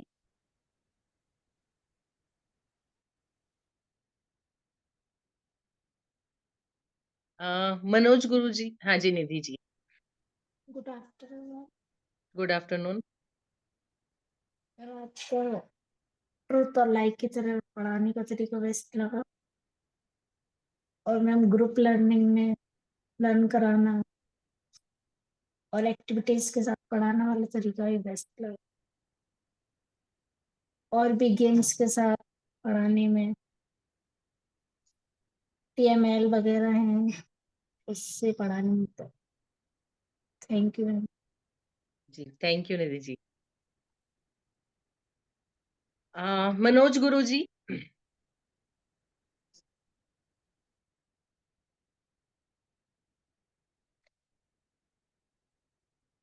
नीरज जी। सिर्फ आपकी और मेरी विंडो ओपन है अब। जी निशी अग्रवाल जी, आपका मैसेज आया था, आप अनम्यूट करें। निशी अग्रवाल, वीरांगना पब्लिक स्कूल से। उन्होंने बता दिया। हो गया है हाँ जी। जी। और अंत में विवेक जी जुड़े हुए हैं, मैं उनसे अनुरोध करूंगा कि आप भी अपनी बात रखें जी क्योंकि सर। टीचर सभी आपके रिमूव हो गए हैं। हाँ वही वही टीचर तो अभी देख रहा हूँ सबके सब अपने, कोई कह रहा है कि हमारा मोबाइल से डिस्चार्ज हो गया है तो सबको हमने एक क्लास में बैठा दिया है अपन। भाई सब लोग क्लास में पहुंचो, क्लास में। और सब लोग जुड़े हुए, वाकई में सब लोगों ने बहुत अच्छी तरीके से इस चीज को समझाया है। अब तो टीचर को लगने लगा था 1.5 घंटे हो गए, और बहुत अच्छे से मैम ने बहुत अच्छी तरीके से समझाया और सबको बहुत अच्छा लगा। और विशेषकर एक हमने अभी स्मार्ट क्लास चालू कर दी थी, तो इसमें स्मार्ट क्लास से जितने टीचर मोबाइल गड़बड़ हो रहे थे सब वहां जा करके बैठते जा रहे थे। तो दिख तो नहीं रहे हैं, वो फेस तो नहीं दिख रहा है, बट वो उस चीज को, हर चीज को देख पा रहे थे, समझ पा रहे थे। तो क्लास, मैम की क्लास बहुत अच्छी रही, हमेशा अच्छी रहती है, बहुत सारी चीजें सीखने मिलती हैं, और आज भी बहुत अच्छी चीजें सीखने मिली हैं। इसमें अभी मनोज सर के विचार और रह गए हैं, तो मनोज सर का क्या है, वो सीधा स्मार्ट क्लास से जुड़े हैं, तो मैं कहूंगा किसी और के मोबाइल से वो अपने भी विचार व्यक्त करें। और बेहतर होगा सर कि अगर आप पास में हो तो आप ही उनके विचार दिलवा आप दीजिए। से आ रहे हैं मनोज सर, हाँ, वो भी अपने, हाँ, क्योंकि उसमें से उन्हें इनवाइट कर रहा है, हम उनको नहीं सुन पाए हैं, बाकी सभी का हो गया। सर नमस्ते सर। जी मैडम नमस्ते। नमस्ते। वैसे आज की क्लास आपकी बहुत ही अच्छी थी, क्योंकि जो कक्षा प्रबंधन जिसका टॉपिक था, तो आपने जितने भी टॉपिक बताए, क्योंकि ये सबसे बड़ी समस्या होती है कि बच्चे शांत कैसे हों, तो आपने जितने भी तरीके बताए, जैसे वो गेम वाला था, उल्टा बोलो, या मतलब ऐसा था कुछ, ये बड़ा अच्छा था कि बच्चा अच्छा, मतलब वो शांत हो। और दूसरा आपने एकल और ग्रुप में बैठने की जो प्रक्रिया बताई, उनको समझाने की, तो ये तो हमारे सर अभी यहाँ पे लागू किए हैं 6 से 10 तक। इस फायदा भी होता है। और आपने जो बड़ी क्लास में जो चैप्टर में 5 अंक का जो प्रश्नावली में नहीं दिया है, तो हम लोग इसके लिए बच्चों को कहते हैं और उनको देते भी हैं 9 10th में खासकर, कि आपको से अलग आएगा, मतलब सिलेबस में तो है लेकिन एक्सरसाइज में नहीं। आपकी क्लास बहुत ही अच्छी क्लास लगी। Thank you madam. Thank you ma'am. जी बहुत अच्छा सर, और सभी शिक्षकों ने आज के सत्र में हिस्सा लिया और कक्षा प्रबंधन की विभिन्न बिंदुओं को सुना एवं समझा, और सभी अपने शैक्षणिक कार्य के दौरान इन बिंदुओं का, इस ट्रेनिंग्स का पूरा प्रयोग करेंगे। इसी विश्वास के साथ आज के सत्र को यहीं पे विराम देते हैं। ओम नमः शिवाय। ओम नमः शिवाय। बहुत बहुत धन्यवाद।